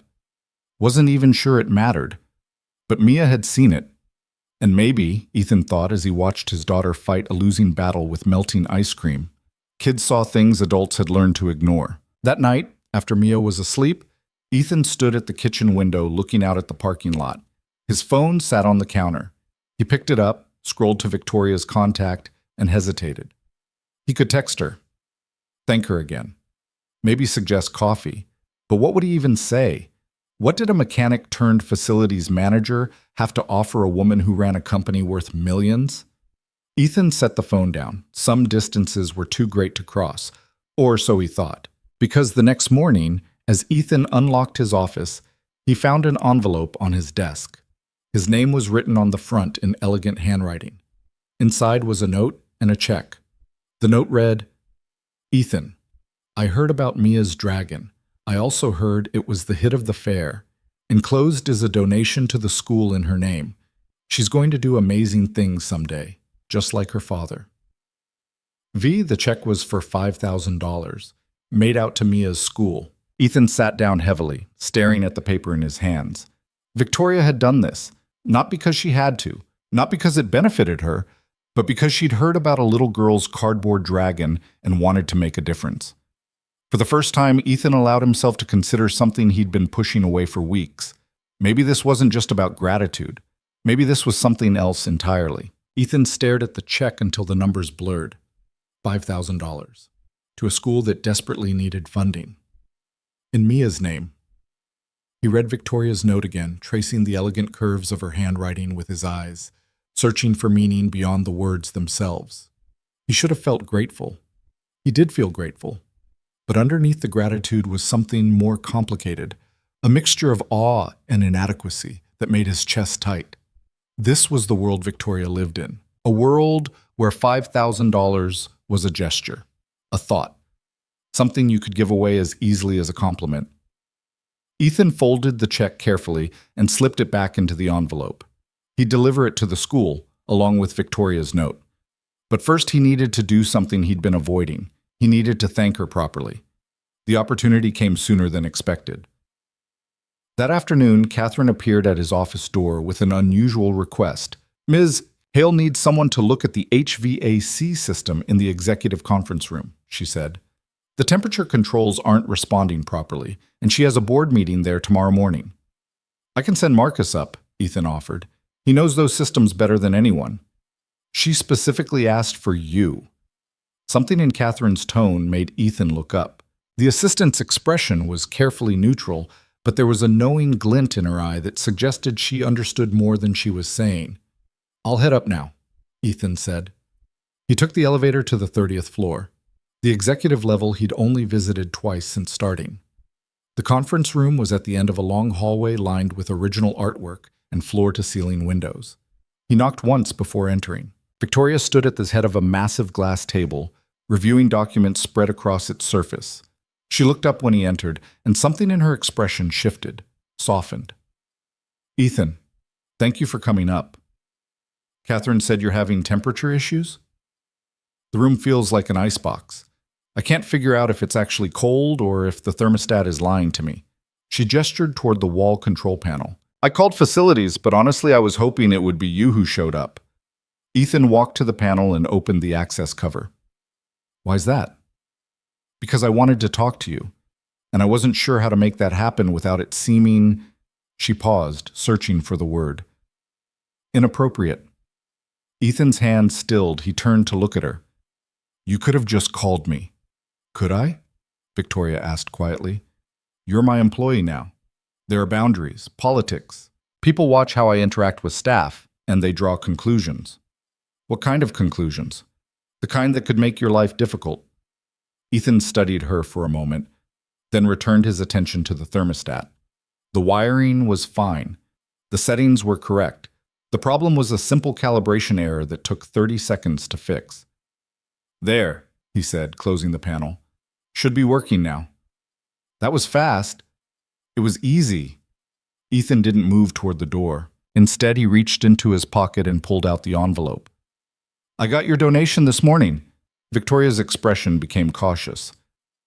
I hope that was okay. I should have asked first, but I heard about the dragon from Catherine, who heard about it from someone in HR, who apparently has a kid at the same school, and I just… She stopped herself. I'm rambling. I don't usually ramble. It's more than okay. It's incredibly generous. Ethan set the envelope on the conference table. But I need to know something. What? Why are you doing this? The job was already more than I could have hoped for. But this? He gestured at the envelope. This feels like something else.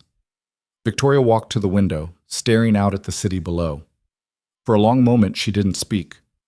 When she finally did, her voice was softer than Ethan had ever heard it. Do you know what it's like to spend every day surrounded by people who want something from you? She asked. People who smile and agree and tell you exactly what you want to hear because you sign their paychecks or approve their budgets or hold their careers in your hands? No, Ethan admitted. I don't. It's exhausting and lonely, and after a while you start to forget what genuine human connection feels like. She turned to face him. And then one night, a stranger lets you sit at his table, doesn't ask for anything, doesn't expect anything, just offers help because someone needed it. Ethan's throat tightened.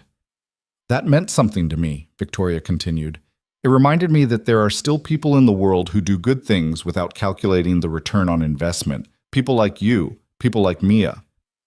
So the donation is me trying to be more like you, Victoria finished, trying to remember what it feels like to help people without an agenda. The silence that followed felt heavy with things unsaid. Ethan wanted to tell her that she was already helping, that she'd changed his life, that every morning he woke up without the crushing weight of financial panic was a gift she'd given him. But the words wouldn't come. They felt too big, too raw. Instead, he said, "You're a better person than you give yourself credit for." Victoria smiled, a real smile that reached her eyes. "I'm working on it. The school's going to be thrilled. There's a lot they can do with $5,000. Good, that's what I wanted to hear." Victoria walked back to the table and gathered her documents. How are you settling into the job, really? Not the official answer you'd give Catherine. Ethan considered the question. It's different than anything I've done before, but it's good. My team respects me now, which I didn't think would happen this fast. The work is challenging but manageable, and I get to see Mia every night before she goes to bed, which hasn't been true in years. That was the goal. I know, and I'm grateful, more than I can say. Victoria's gaze held his. You don't need to keep thanking me, Ethan. You've earned everything you have here. Have I? Or did I just get lucky that you walked into that restaurant? Maybe it was both. She tilted her head slightly. Do you believe in fate? I believe in showing up and doing the work. The rest is just chance, I guess. Maybe chance knew what it was doing that night. Before Ethan could respond, his radio crackled to life. Rita's voice came through, slightly distorted by static. Ethan, we've got a situation in the server room. Cooling system is acting up. I need you down here. Ethan keyed the radio. On my way. He looked at Victoria apologetically. Duty calls. Go, I'll see you around.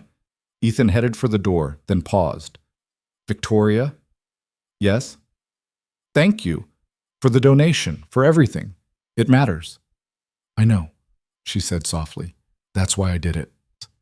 The server room crisis took 3 hours to resolve, a failed backup compressor that required emergency replacement. By the time Ethan finished coordinating with the vendor and ensuring the temperature stabilized, it was past 7. Most of the building had emptied. His team had gone home. The hallways echoed with the hollow silence of an empty office tower. Ethan should have left too. Mia was with Mrs. Chen again, probably already fed and bathed and working on homework. But something made him take the elevator back up to the 30th floor. Maybe curiosity. Maybe something else. The executive level was dark except for one office. Victoria's. Light spilled from her open door into the hallway. Ethan approached quietly, not wanting to startle her. Through the doorway, he could see her at her desk, laptop open, reading glasses perched on her nose as she reviewed something on the screen. She looked tired. The polished CEO facade had slipped, revealing someone who worked too hard and slept too little. Ethan knocked softly on the door frame. Victoria looked up, surprise crossing her face. Ethan, I thought you'd gone home. Server room emergency, just finished. He gestured at her desk. You're here late. Quarterly earnings report is due Friday. I'm reviewing the final draft. She took off her glasses and rubbed her eyes. What time is it? 7:15. That explains why I'm starving. She closed her laptop. Have you eaten? Not yet. Victoria stood and grabbed her bag from the credenza behind her desk. There's a Thai place 2 blocks from here. Nothing fancy, but the food is good and they're probably still open. Are you asking me to dinner? I'm asking a colleague if he wants to grab food because we're both still here and I'm too tired to eat alone. She paused. Is that okay? Ethan thought about all the reasons he should say no. The optics, the implications, the fact that she was his boss and this could complicate things. Then he thought about the way she looked right now, vulnerable and human, and nothing like the untouchable CEO the world saw. Yeah, he said, that's okay. They walked to the restaurant together, the evening air cool against their skin. The city had shifted into its nighttime rhythm, restaurants filling with dinner crowds, bars lighting up, people emerging from offices to reclaim their lives. Victoria pulled a light jacket from her bag and shrugged it on. Without her heels, she was shorter than Ethan had realized, more human-sized. The Thai place was exactly as she'd described, small, unpretentious, the kind of spot where locals went and tourists never found. They got a table near the back, ordered quickly, and settled into a comfortable silence while they waited for the food. This is strange, Victoria said finally. What is? This. Sitting across from you in a restaurant again. Different restaurant, different circumstances. But it feels like, she trailed off. Like coming full circle? Yes, exactly that. Their food arrived, pad thai for her, green curry for him. They ate without talking at first, both too hungry to bother with conversation. But eventually, Victoria set down her fork and looked at him with the kind of directness that had probably terrified countless boardroom opponents. Can I ask you something personal? Ethan nodded. Sure. Do you ever think about what your life would look like if that night at Marcello's hadn't happened? The question hit harder than Ethan expected. He thought about Dale's garage, about the mounting panic and sleepless nights, about the very real possibility that he would have lost his apartment and been forced to make choices no parent should have to make. Yeah, he said quietly. I think about it. And? And I'm grateful it's not my reality anymore. He met her eyes. You changed my life, Victoria. Completely. I don't know if you understand how much. I think I do, because you changed mine too. Ethan frowned. I didn't do anything. You reminded me why I started this company in the first place, why I worked 80-hour weeks for 10 years to build something from nothing. She pushed rice around her plate. Somewhere along the way I forgot. It became about market share and quarterly growth and beating competitors. The purpose got lost. And now? Now I'm trying to find it again, starting with hiring people like you, people who care about the work, not just the paycheck. I care about the paycheck, Ethan admitted. I need it. But you'd care about the work even if the paycheck was smaller. That's the difference. Victoria took a sip of water.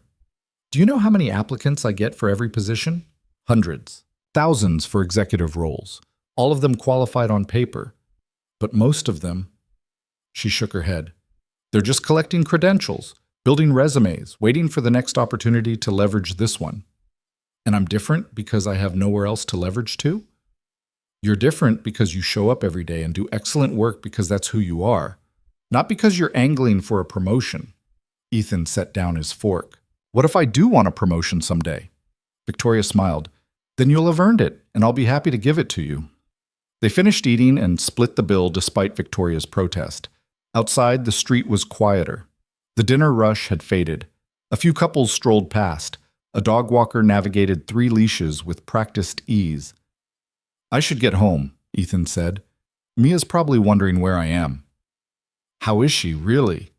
Happy, thriving even.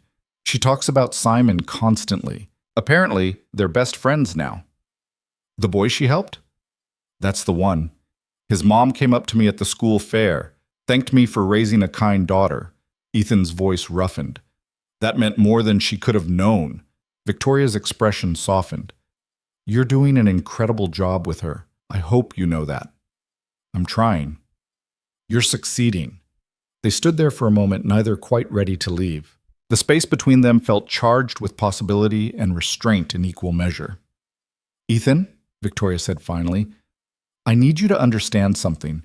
This… She gestured between them. Whatever this is becoming, it can't happen while you work for me. The power dynamic is too complicated. It wouldn't be fair to you. Ethan's chest tightened. So she felt it too. This thing that had been building since that first night. This connection that had nothing to do with jobs or money or circumstance. I understand, he said, even though understanding didn't make it easier. But if you ever decide you want to work somewhere else, if you ever find an opportunity that takes you out of my company… Victoria met his gaze directly. Then we could revisit this conversation. Are you telling me to quit? I'm telling you that I have boundaries I won't cross. But I'm also telling you that those boundaries only exist as long as you work for me. She stepped closer, her voice dropping. And I'm hoping that someday, maybe, they won't. Before Ethan could respond, she turned and walked toward the parking garage where her car waited. He watched her go, his mind spinning with everything she'd said and everything she hadn't. The drive home felt longer than usual. Ethan's thoughts chased themselves in circles. Victoria had essentially told him she had feelings for him, but only if he left the best job he'd ever had. The job she'd given him. The job that had saved him and Mia. It was impossible. Except it wasn't. Not really. If he wanted to pursue something with Victoria, he could. All he had to do was walk away from stability, from financial security, from the team he'd built and the work he was actually good at. Walk away from everything she'd given him to potentially have something with her. The irony wasn't lost on him. Mrs. Chen opened her door when Ethan knocked. She's asleep on my couch. Tried to wait up for you, but she didn't make it past 8:30. I'm sorry I'm so late. Work emergency. No need to apologize. She's a sweetheart. Helped me make cookies.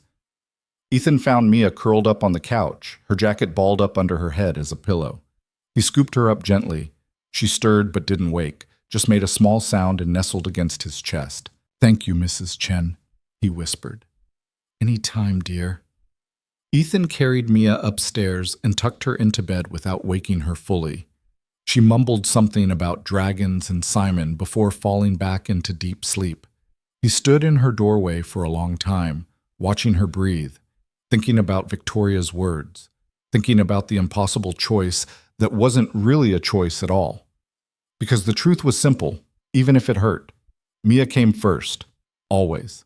Her stability, her security, her future. And that meant staying exactly where he was. The next few weeks passed in a blur of routine. Ethan threw himself into work with renewed focus.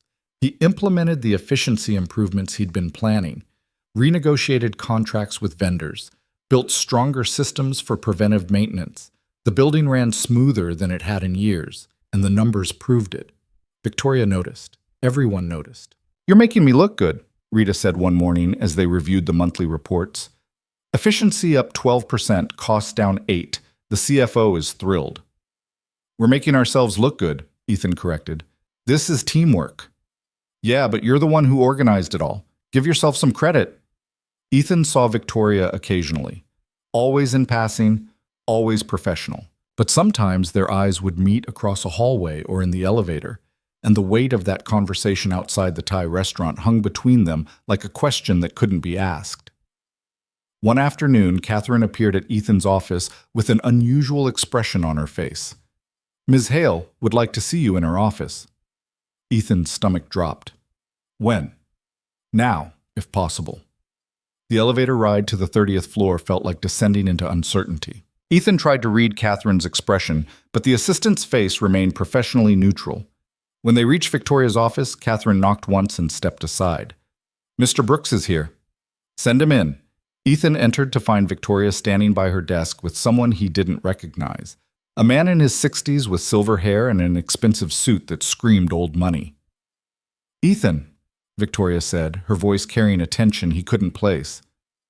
"This is Robert Hale, my father." The words landed like stones. Ethan extended his hand automatically. "Sir, it's nice to meet you." Robert's handshake was firm and assessing. His eyes were the same green as Victoria's, but harder, more calculating. "Mr. Brooks, I've heard interesting things about you." "All good, I hope." "That depends on perspective." Robert turned to Victoria. "Is this the one?" Victoria's jaw tightened. "Dad, the mechanic you hired as facilities manager, the one the board is asking questions about?" Understanding crashed over Ethan like cold water. This wasn't a friendly introduction. This was an interrogation. "I should go," Ethan said. "No." Victoria's voice was sharp. "Stay. My father was just leaving." "I'm not leaving until we discuss this properly," Robert said. "You can't run a company on sentiment, Victoria. Hiring employees based on personal feelings is exactly the kind of thing that destroys credibility. Ethan was hired because he was qualified, because he had the skills we needed. He was hired because you felt sorry for him." The words hung in the air like acid. Ethan felt his face flush. "I think I should definitely go." "Ethan, wait," Victoria started. But he was already moving toward the door. He couldn't stay in that room. Couldn't listen to Victoria defend a decision that, deep down, he'd always suspected had more to do with charity than qualifications. He'd been fooling himself. He reached the elevator and jabbed the button repeatedly, willing the doors to open before Victoria could follow. They did. He stepped inside and pressed the button for the basement level, where his office was. Where he could think. The doors were closing when Victoria's hand shot between them, forcing them open. "Don't," she said, stepping into the elevator. The doors closed behind her. "Don't run from this." "Your father's right," Ethan said, staring at the floor numbers. "You hired me because you felt sorry for me, because I helped you that night and you wanted to return the favor." Victoria hit the emergency stop button. The elevator jerked to a halt between floors. "Look at me," she demanded. Ethan did. "I hired you because you were capable, because you showed integrity and character when I needed both. Yes, that night at the restaurant mattered, but not because I felt sorry for you, because you showed me something I'd forgotten existed." "What?" "Decency. Real, uncomplicated human decency. And I wanted that in my company, in my life." She stepped closer. "My father doesn't understand that. He sees the world in spreadsheets and bottom lines. But you and I both know there's more to running a company than numbers." He said the board is asking questions. "Let them ask. Your performance speaks for itself." "Does it?" Or are people covering for me because you're the CEO? Rita doesn't cover for anyone. Neither does Marcus. They'd tell me if you were incompetent. Victoria's voice softened. You've earned your place here, Ethan. Stop letting my father's cynicism make you doubt that. Ethan leaned back against the elevator wall, exhausted. This is complicated. I know. Your father hates me. He doesn't know you well enough to hate you. He just hates change, and you represent a lot of change. Change he's going to fight. Victoria was quiet for a moment. Then she pressed the button to restart the elevator. Probably, but he doesn't run this company. I do. The elevator resumed its descent. They rode in silence until it reached Ethan's floor. The doors opened. Ethan stepped out, then turned back. Thank you for defending me. Always, Victoria said. The doors closed and she was gone. But her word echoed in the empty hallway. Always. The word followed Ethan through the rest of that day and into the evening. Always. Such a simple promise, weighted with meaning he wasn't sure Victoria had intended. Or maybe she had. Maybe that was the problem. He picked up Mia from school in silence, his mind replaying the confrontation with Robert Hale. The contempt in the man's voice.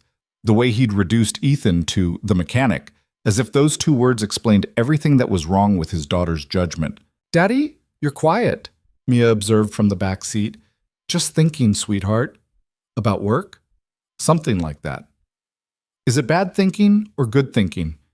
Ethan glanced at her in the rearview mirror. She was watching him with those perceptive eyes that saw more than a 6-year-old should. Complicated thinking, he said finally. Mia nodded as if this made perfect sense. Mrs. Patterson says complicated things get easier if you break them into small pieces. Mrs. Patterson sounds smart. She is. She helped me with my math when I was stuck. Ethan smiled despite the weight in his chest. Then maybe I should try that. Break it into small pieces. But when he tried, the pieces didn't get simpler. They multiplied. Victoria's father thought he was charity. The board was asking questions. Victoria had feelings she couldn't act on as long as he worked for her. And Ethan had a daughter depending on the stability this job provided. No amount of breaking it down made any of it easier. That night, after Mia was asleep, Ethan sat at the kitchen table with a beer. He wasn't really drinking and his phone face down beside it. He should call Tommy or text Rita. Talk to someone who could help him think this through. Instead, he just sat there in the quiet, watching the minutes tick past on the microwave clock. His phone buzzed. A text from an unknown number. This is Robert Hale. We need to talk. Tomorrow, 8 a.m., Brennan's Coffee on 5th Street. Come alone. Ethan stared at the message. Every instinct told him not to go. Nothing good could come from a private meeting with Victoria's father. The man had already made his opinion clear. But curiosity, or maybe something darker, like the need to hear the worst so he could stop wondering, made Ethan type back a single word. Okay. He barely slept that night. When his alarm went off at 6, he was already awake, staring at the ceiling and running through scenarios. By 7:30, he'd dropped Mia at school and was driving toward 5th Street with his stomach in knots. Brennan's was the kind of place where business deals happened over handshakes and expensive espresso. Ethan felt out of place the moment he walked in. Robert sat at a corner table, already working through what looked like his second cup of coffee and a newspaper spread before him. He looked up when Ethan approached. Sit. It wasn't a request. Ethan sat. Robert folded his newspaper with precise movements and set it aside. I'll be direct because I don't believe in wasting time. You're a problem for my daughter's company. I'm good at my job, Ethan said evenly. I'm sure you are. That's not the problem. Robert leaned back in his chair. The problem is perception. The board members are asking why the CEO personally hired a mechanic with no facilities management experience for a $65,000 position. They're asking if there's a personal relationship that influenced the decision. There isn't, not the kind they're implying. But there is something.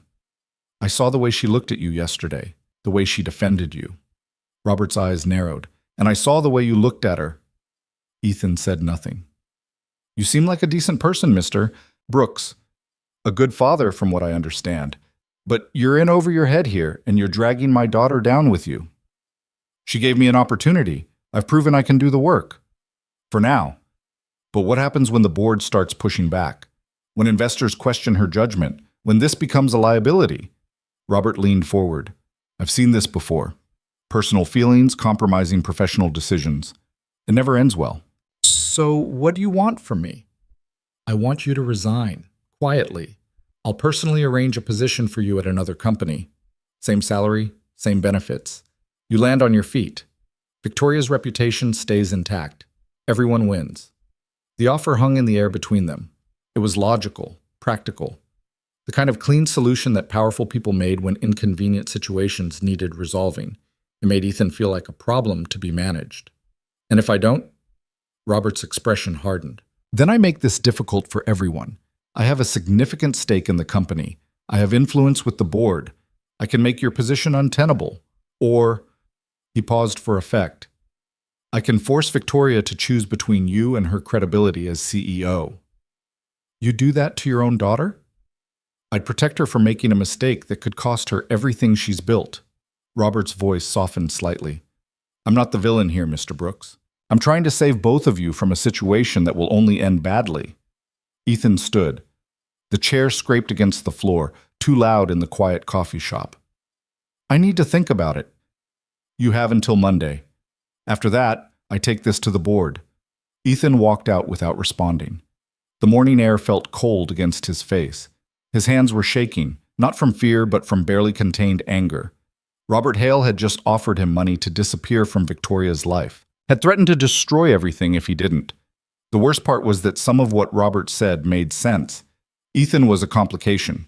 His presence did raise questions, and if those questions damaged Victoria's ability to lead her company, then maybe the kindest thing he could do was walk away. He drove to work on autopilot, his mind spinning. The building loomed ahead, 30 floors of glass and steel that had become familiar over the past months. His team would be arriving soon. Rita with her coffee and crossword puzzle, James with his thermos of energy drink, Marcus with his perpetual scowl that had slowly transformed into something almost friendly. He'd built something here, a team, a routine, a sense of purpose he hadn't felt in years, and now he was being asked to give it up. Ethan parked and sat in his truck, watching other employees stream into the building. Young professionals in suits, older workers in maintenance uniforms, all of them heading into jobs that didn't require them to navigate impossible choices between love and loyalty, between stability and sacrifice. His phone rang. Victoria's name lit up the screen. He almost didn't answer, but his thumb moved before his brain could stop it. Hello? Where are you? Victoria's voice was tight with concern. Catherine said you haven't come in yet. Parking garage. I'm coming up. Are you okay? After yesterday with my father, I'm fine. The lie tasted bitter. I'll be up in a minute. He hung up before she could press further and forced himself out of the truck. The elevator ride to the basement level felt longer than usual. When the doors opened, Rita was already there, coffee in hand, studying a maintenance schedule on the wall. Morning, boss. We've got a busy day. 2 units need inspection, and there's a leak on the 15th floor that James is already looking at. Good. That's good. Ethan's voice sounded hollow even to his own ears. Rita turned to look at him properly. You all right? Yeah, just didn't sleep well. She studied him with the perceptiveness of someone who'd worked with people long enough to know when they were lying. If you need to talk, I'm good. Let's focus on the leak. The day crawled by in a haze of routine tasks that Ethan performed mechanically. Fix the leak, inspect the units, review vendor proposals, answer emails. All of it felt distant, like he was watching someone else do his job while his mind remained trapped in that coffee shop with Robert Hale's ultimatum. By the time 5 o'clock came, Ethan was exhausted. He was gathering his things when Catherine appeared at his door. Ms. Hale would like to see you before you leave. Ethan's stomach dropped. Now? If possible. The elevator ride to the 30th floor felt like ascending toward judgment. Victoria's office door was open. She stood by the window, silhouetted against the late afternoon sun. Close the door, she said without turning around. Ethan did. Victoria turned to face him, and he saw immediately that she knew. Somehow, she knew. My father met with you this morning. It wasn't a question. How did you? Because I know how he operates, and because you've been acting strange all day. Catherine noticed. Rita noticed. I'm assuming he made you an offer.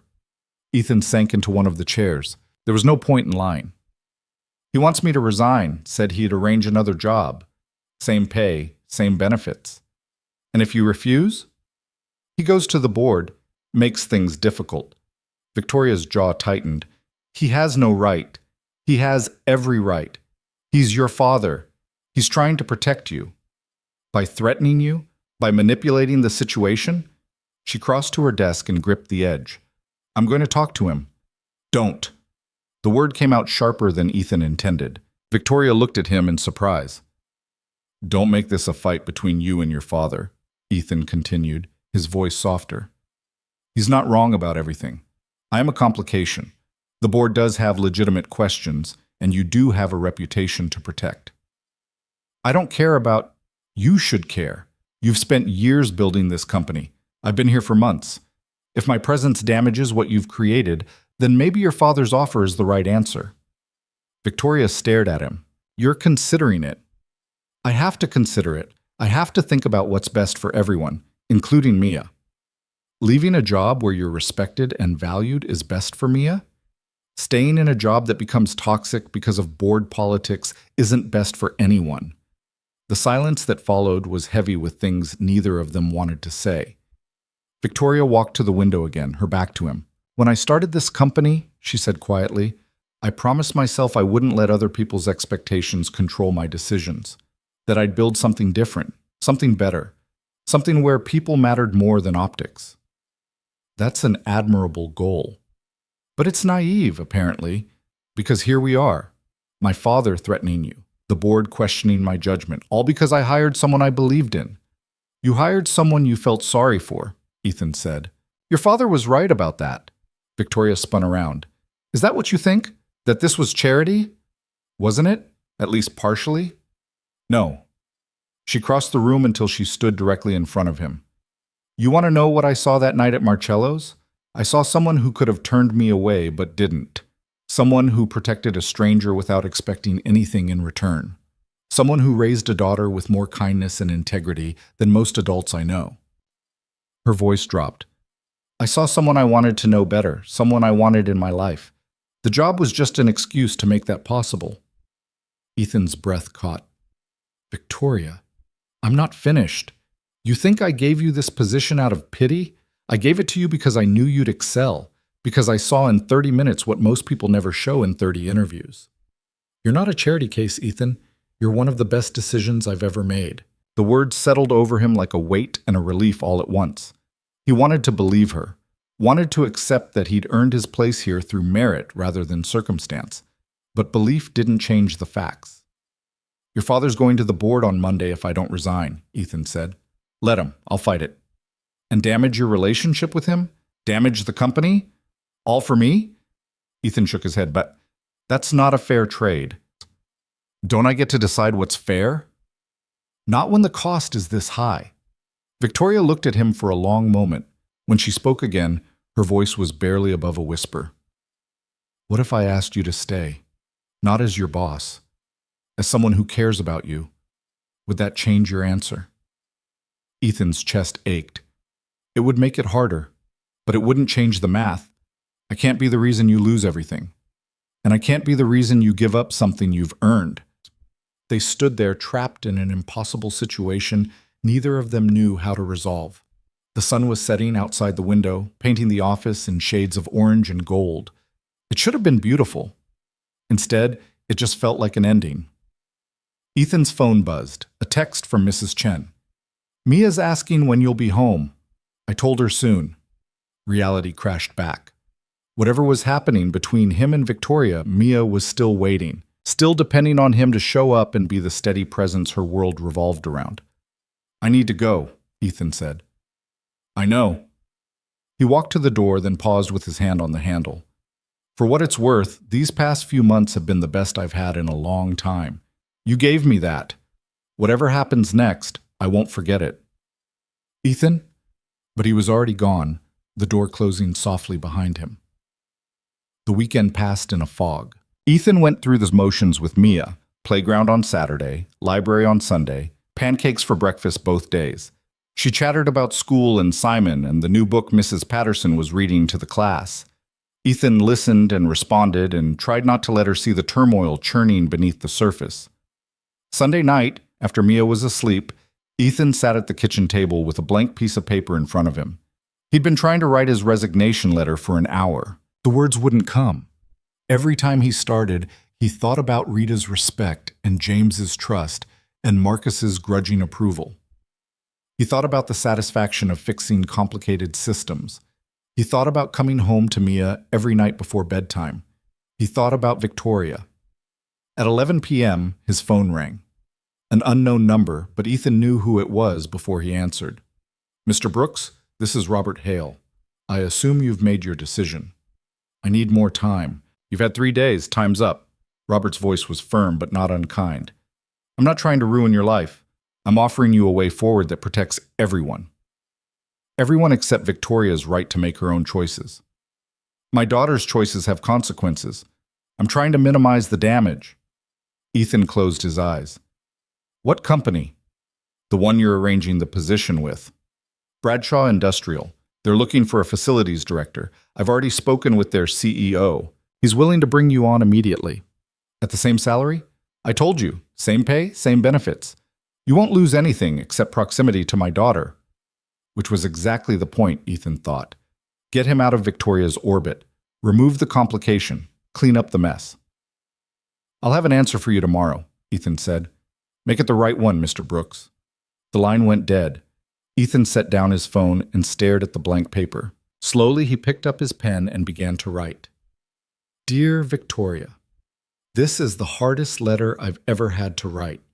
He worked on it for 2 hours, crossing out lines, starting over, trying to find words that expressed gratitude without revealing how much it hurt to walk away. When he finally finished, the letter was short, professional. It thanked her for the opportunity and cited personal reasons for his departure. It said nothing about what those reasons actually were. Monday morning came too fast. Ethan dressed for work mechanically, dropped Mia at school with a hug that lasted too long, and drove downtown with the resignation letter folded in his jacket pocket. He parked in his usual spot, rode the elevator to the basement level, found his team already assembled for their morning briefing. "Boss, you look terrible," Rita said bluntly. "Didn't sleep well." "You haven't slept well all weekend. What's going on?" Ethan opened his mouth to deflect, but the words caught in his throat. These people had become more than co-workers. They'd become friends. They deserved better than a lie. "I might be leaving," he said. "There are some complications. Things I need to figure out." The silence that followed was deafening. James spoke first. "Leaving? Like quitting?" "Maybe. I don't know yet." Marcus's face darkened. "This is corporate politics, isn't it? Someone upstairs doesn't like that you're doing a good job." "It's complicated." "It's always complicated," Rita said. "But you belong here, Ethan. We all know it. Whatever pressure you're getting, don't let them push you out." "It's not that simple." "Yeah, it is." Marcus crossed his arms. "You're the best boss we've had. You listen. You respect us. You actually care about the work. That's not complicated. That's just good leadership." James nodded. "If you leave, I'm putting in for a transfer. I'm not going back to the revolving door of managers who don't give a damn." The support hit Ethan like a physical blow. These people, his team, were fighting for him, believing in him, seeing value he'd stopped seeing in himself. "I appreciate that," Ethan said, his voice rough. "More than you know. But this isn't about work performance. It's about—" He stopped. How could he explain without revealing too much? "It's about doing what's best for everyone involved." "Including you?" Rita asked pointedly. "Especially Mia." Rita's expression softened. "That little girl needs her dad to be happy. Not just stable. Happy. Are you happy here?" The question pierced through all the logical arguments and practical considerations. Was he happy? Yes. Despite the complications. Despite Robert Hale's threats. Despite the impossible situation with Victoria. This job had given him more than a paycheck. It had given him purpose, respect, a team that valued him. And somewhere along the way, it had reminded him that he was more than just a struggling single father, barely keeping his head above water. He was someone capable of building something meaningful. "Yeah," Ethan admitted, "I am happy here." Then fight for it, Rita said simply. Whatever's trying to take this from you, fight back. Before Ethan could respond, his radio crackled. Catherine's voice came through, professional and urgent. Mr. Brooks, please come to the executive conference room immediately. There's a situation that requires your attention. Ethan keyed the radio. On my way. He rode the elevator to the 30th floor with his heart pounding. When he entered the conference room, he stopped short. Victoria sat at the head of the table. Beside her was Robert Hale. And around the table sat 6 other people Ethan didn't recognize. Board members, he assumed, from their expensive suits and expressions of careful scrutiny. Mr. Brooks, Victoria said, her voice steady. Thank you for joining us. These are members of our board of directors. They've had some questions about your hiring. I thought it was time we addressed them directly. Ethan's stomach dropped. This was it.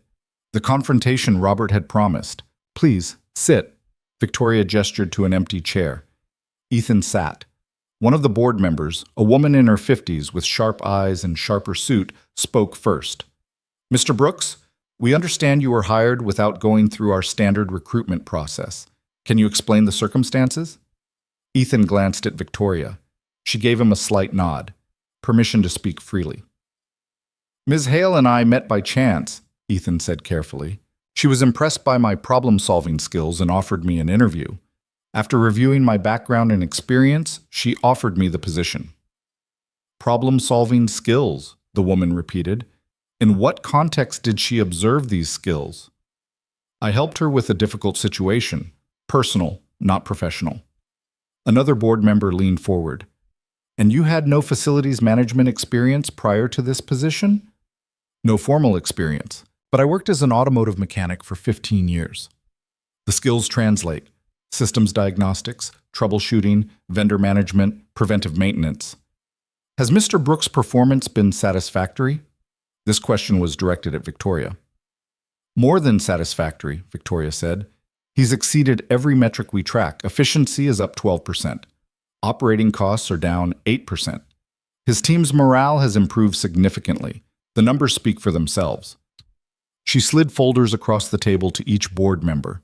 Ethan watched them open the reports, scanning the data with expressions that slowly shifted from skeptical to surprised. These are impressive results, the first woman admitted. However, the concern isn't about performance. It's about process.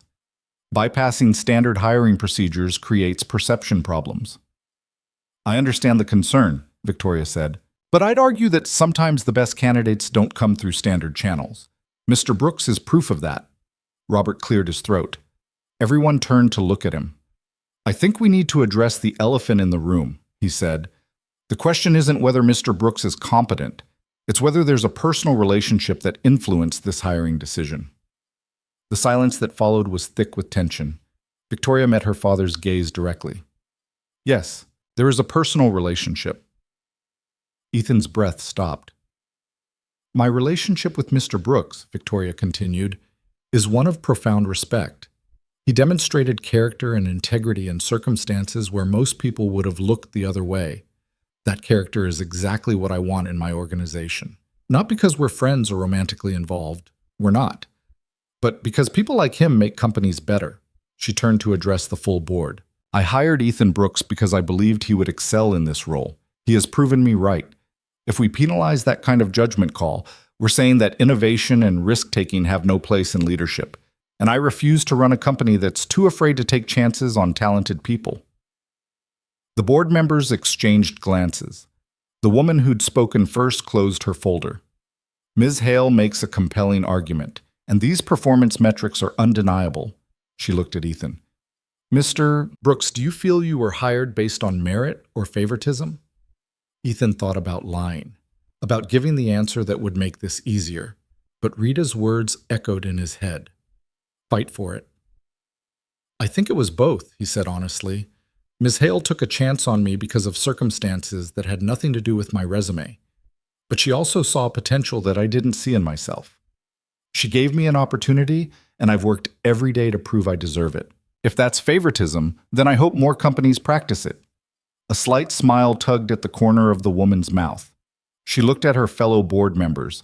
Some silent communication passed between them. I move that we table this discussion, she said. Mr. Brooks's performance clearly justifies his position. Unless there are other concerns? The other board members shook their heads. Robert's expression was unreadable. He looked at Ethan, then at Victoria, then back at the board.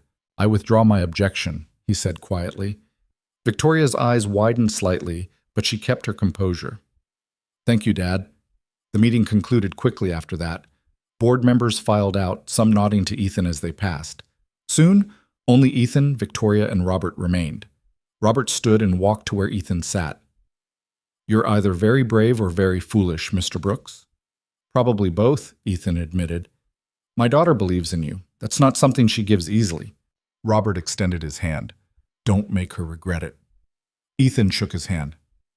I won't. Robert nodded once to Victoria, then left. The door closed, leaving Victoria and Ethan alone in the massive conference room. You didn't have to do that, Ethan said. Yes, I did. I'm tired of letting other people's expectations dictate my decisions. Victoria walked around the table until she stood in front of him. I meant what I said in there, about respecting you, about believing in you. I know, but there's more to it than that. She took a breath. I told the board we're not romantically involved. That was true, but it's also not the whole truth. Ethan's pulse quickened. Victoria, I have feelings for you, Ethan. Real ones. And I've been fighting them because of professional boundaries and power dynamics and all the logical reasons why this is complicated. But watching my father try to force you out made me realize something. What? That I don't want to live in a world where I have to choose between doing what's right and having someone I care about in my life. She sat in the chair beside him. I can't act on these feelings while you work for me. That hasn't changed. But I also can't pretend they don't exist. So what do? We wait. We maintain professional boundaries. And when the time is right, when you've been here long enough that no one can question whether you earned your position, we revisit this conversation. She smiled slightly. If you still want to. Ethan thought about all the reasons this was impossible. The complications, the scrutiny they'd face, the challenges of navigating a relationship across such different worlds. Then he thought about Victoria standing up to her father, about the board recognizing his worth, about his team fighting for him to stay, about Mia asking if the nice lady was still his friend. Maybe some things were worth fighting for, even when they were complicated. I'll still want to, he said. Victoria's smile widened. Good. Then we have a plan. We have a very patient plan. The best things are worth waiting for. They sat there for a moment, the future stretching out before them, uncertain but possible. Ethan's radio crackled. James's voice came through. Boss, we've got a situation with the backup generator. Need you down here. Ethan stood, keying the radio. On my way. He looked at Victoria. Duty calls. Go. Fix things. It's what you do best. As Ethan walked toward the door, Victoria called after him. Ethan? He turned. Thank you. For fighting for this, for not giving up. I had good people telling me it was worth fighting for. They were right. Ethan rode the elevator down to the basement level, his mind still processing everything that had happened. When the doors opened, his team was waiting. Well? Rita demanded. What happened? I'm staying. The relief on their faces was immediate and genuine. About time, Marcus muttered. Now, can we get back to work? Yeah, Ethan said, smiling. Let's get back to work. The months that followed were perhaps the best of Ethan's life. He settled fully into his role, no longer questioning whether he belonged. The team flourished under his leadership. The building ran smoother than it had in years, and gradually the questions about his hiring faded as his competence became undeniable. Victoria kept her promise.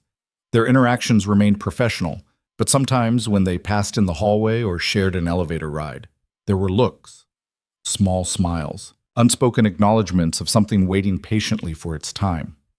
Mia thrived. She and Simon became inseparable. Her teachers sent home glowing reports, and every night when Ethan tucked her into bed, she'd ask about his day and tell him about hers, and he'd feel the weight of gratitude for this simple, stable life they'd built. One evening, 6 months after the board meeting, Ethan was working late when Victoria appeared at his office door. "Got a minute?" she asked. "For you?" "Always." She stepped inside and closed the door. "I have a proposition." "I'm listening." "There's a position opening up, Director of Operations for our entire portfolio of buildings. It would be a promotion, different department, different reporting structure." She paused. "You'd no longer report directly to me." Understanding dawned. "You'd no longer be my boss." "Exactly. And if you took it, which you should because you're more than qualified, then those professional boundaries that have been keeping us apart would no longer exist." Ethan's heart raced. "Are you asking me to take a promotion so you can ask me out?" "I'm asking you to take a promotion because you've earned it. What happens after that is up to both of us." He stood and walked around his desk until he stood in front of her. "What if I said yes to both things?" Victoria's smile was radiant. "Then I'd say we should probably start with dinner. Somewhere nicer than Thai food after midnight. But not too nice. I'm still a mechanic at heart. A mechanic who runs operations for a technology company. I think you can handle a nice restaurant." They stood there inches apart, years of patience and possibility finally crystallizing into something real. "Ethan?" "Yeah?" "Ask me to dinner." He smiled. "Victoria, would you like to have dinner with me, somewhere with cloth napkins and actual menus?" "I thought you'd never ask." 3 weeks later, Ethan started his new position. The promotion came with a significant raise, a larger team, and responsibilities that would have terrified him a year ago. But he'd learned something important over the past months. He was capable of more than he'd believed, worthy of more than he'd thought possible. And that night, he took Victoria to dinner. Not at Marcello's. That place held too much history. Instead, they went somewhere new, somewhere that could be theirs without the weight of everything that had brought them together. They talked for hours. About Mia, who Victoria insisted on hearing every story about the company and where Victoria saw it going, about Ethan's team and the challenges of managing multiple buildings, about Robert, who had slowly warmed to Ethan after months of watching him prove himself. When dinner ended, they walked through the city together, the night air cool and comfortable around them. "This is nice," Victoria said. "Normal. Like we're just two people who met and liked each other. Aren't we?" "Yes, but it took a lot of complications to get here." Ethan thought about that night at Marcello's, about the desperate phone call that had changed everything, about Robert's threats and the board meeting and all the obstacles they'd navigated to reach this moment. "Maybe the complications were the point," he said. "Maybe we needed all of that to know this was real." Victoria slipped her hand into his. "Maybe you're right." They walked in comfortable silence for a while, two people who'd found each other in the most unlikely way and refused to let circumstance define what they could become. When Ethan got home that night, Mia was already asleep. Mrs. Chen reported that she'd been chattering all evening about a book report she was working on. Ethan stood in Mia's doorway watching her sleep and felt a surge of emotion so strong it nearly brought him to his knees. This little girl, with her gap-toothed smile and her cardboard dragons and her boundless capacity for kindness, had been his anchor through everything. His reason for fighting when giving up would have been easier. "I love you, kiddo," he whispered, "more than you'll ever know." The next Saturday, Ethan did something he'd been planning for weeks.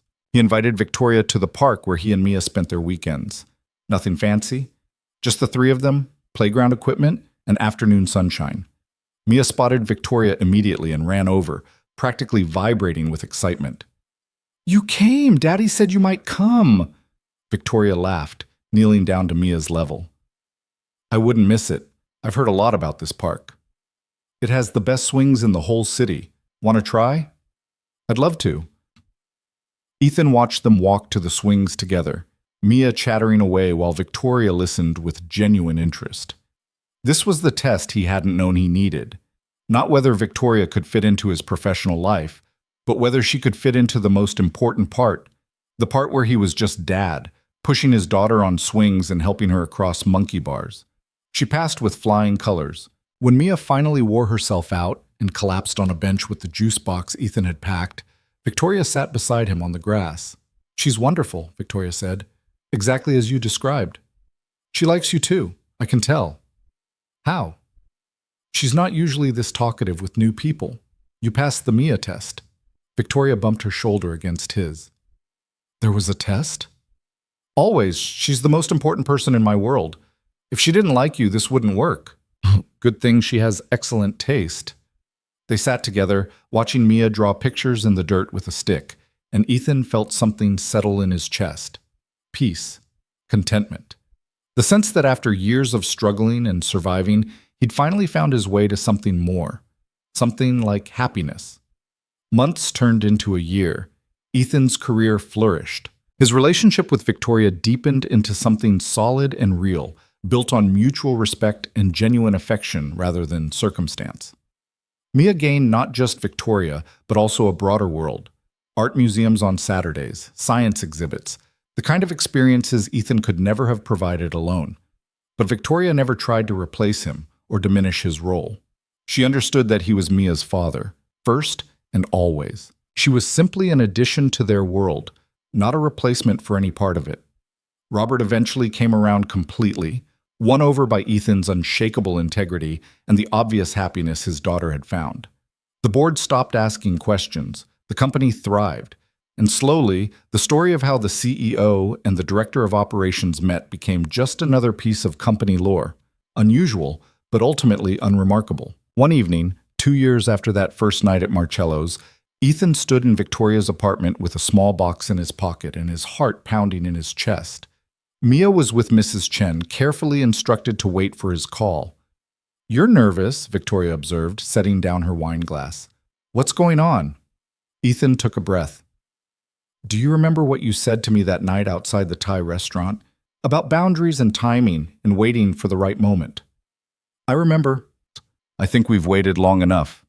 He pulled out the box and opened it. Inside was a simple ring, elegant but not ostentatious, because he knew Victoria well enough to know she'd prefer something meaningful over something flashy. "Ethan." Victoria's eyes widened. "I know this started in the strangest way possible. I know there were complications and obstacles and about 100 reasons why this shouldn't have worked. But it did work. You saw something in me I didn't see in myself, and you gave me the chance to become it. You made me believe I could be more than just a guy barely keeping his head above water." He took her hand. "You didn't just change my life, Victoria. You changed me, made me better, braver. And I want to spend the rest of my life trying to do the same for you." Tears streamed down Victoria's face. "Yes, yes, of course, yes." Ethan slipped the ring onto her finger, and Victoria pulled him into a kiss that felt like coming home. Later that night, they called Mia together. Ethan put the phone on speaker. "Hey, sweetheart, you still awake?" "Yes, did you ask her? Did she say yes?" Ethan and Victoria exchanged smiles. "How did you know I was going to ask her anything?" "Because you've been acting weird all week, Daddy, and you only act weird when something big is happening. So did she say yes?" She said yes. Mia's squeal was loud enough that they had to pull the phone away from their ears. "I knew it! I knew it! Mrs. Chen, they're getting married!" In the background, they could hear Mrs. Chen's delighted response. "When can I come home? Can Victoria come too? Can we have cake?" "Tomorrow, yes, and probably," Ethan said, laughing. "Get some sleep, kiddo. Big day tomorrow." "Best day ever. Love you, Daddy. Love you, Victoria." "Love you too, sweetheart," they said in unison. After they hung up, Victoria leaned against Ethan, the ring catching the light. "That little girl has us completely figured out." "She usually does." "Are you ready for this? The complications aren't over. People will still talk. The board will still scrutinize." "Let them. We've handled worse." Victoria tilted her head up to look at him. "You know what the best part is?" "What?" "None of this happened according to plan. I didn't meet you at a conference or through a professional connection. You weren't someone I was supposed to fall for, but somehow a chance meeting in a restaurant led to everything." Ethan thought about that night, about Victoria fleeing to his table, about the way one small act of kindness had unraveled into a completely different life. "Maybe that's how the best things happen," he said. "Not according to plan, just according to who we are when nobody's watching. A single father doing his best? A woman brave enough to ask for help when she needed it." They stood together in comfortable silence, the city lights twinkling through the windows, the future stretching out before them full of possibility and promise.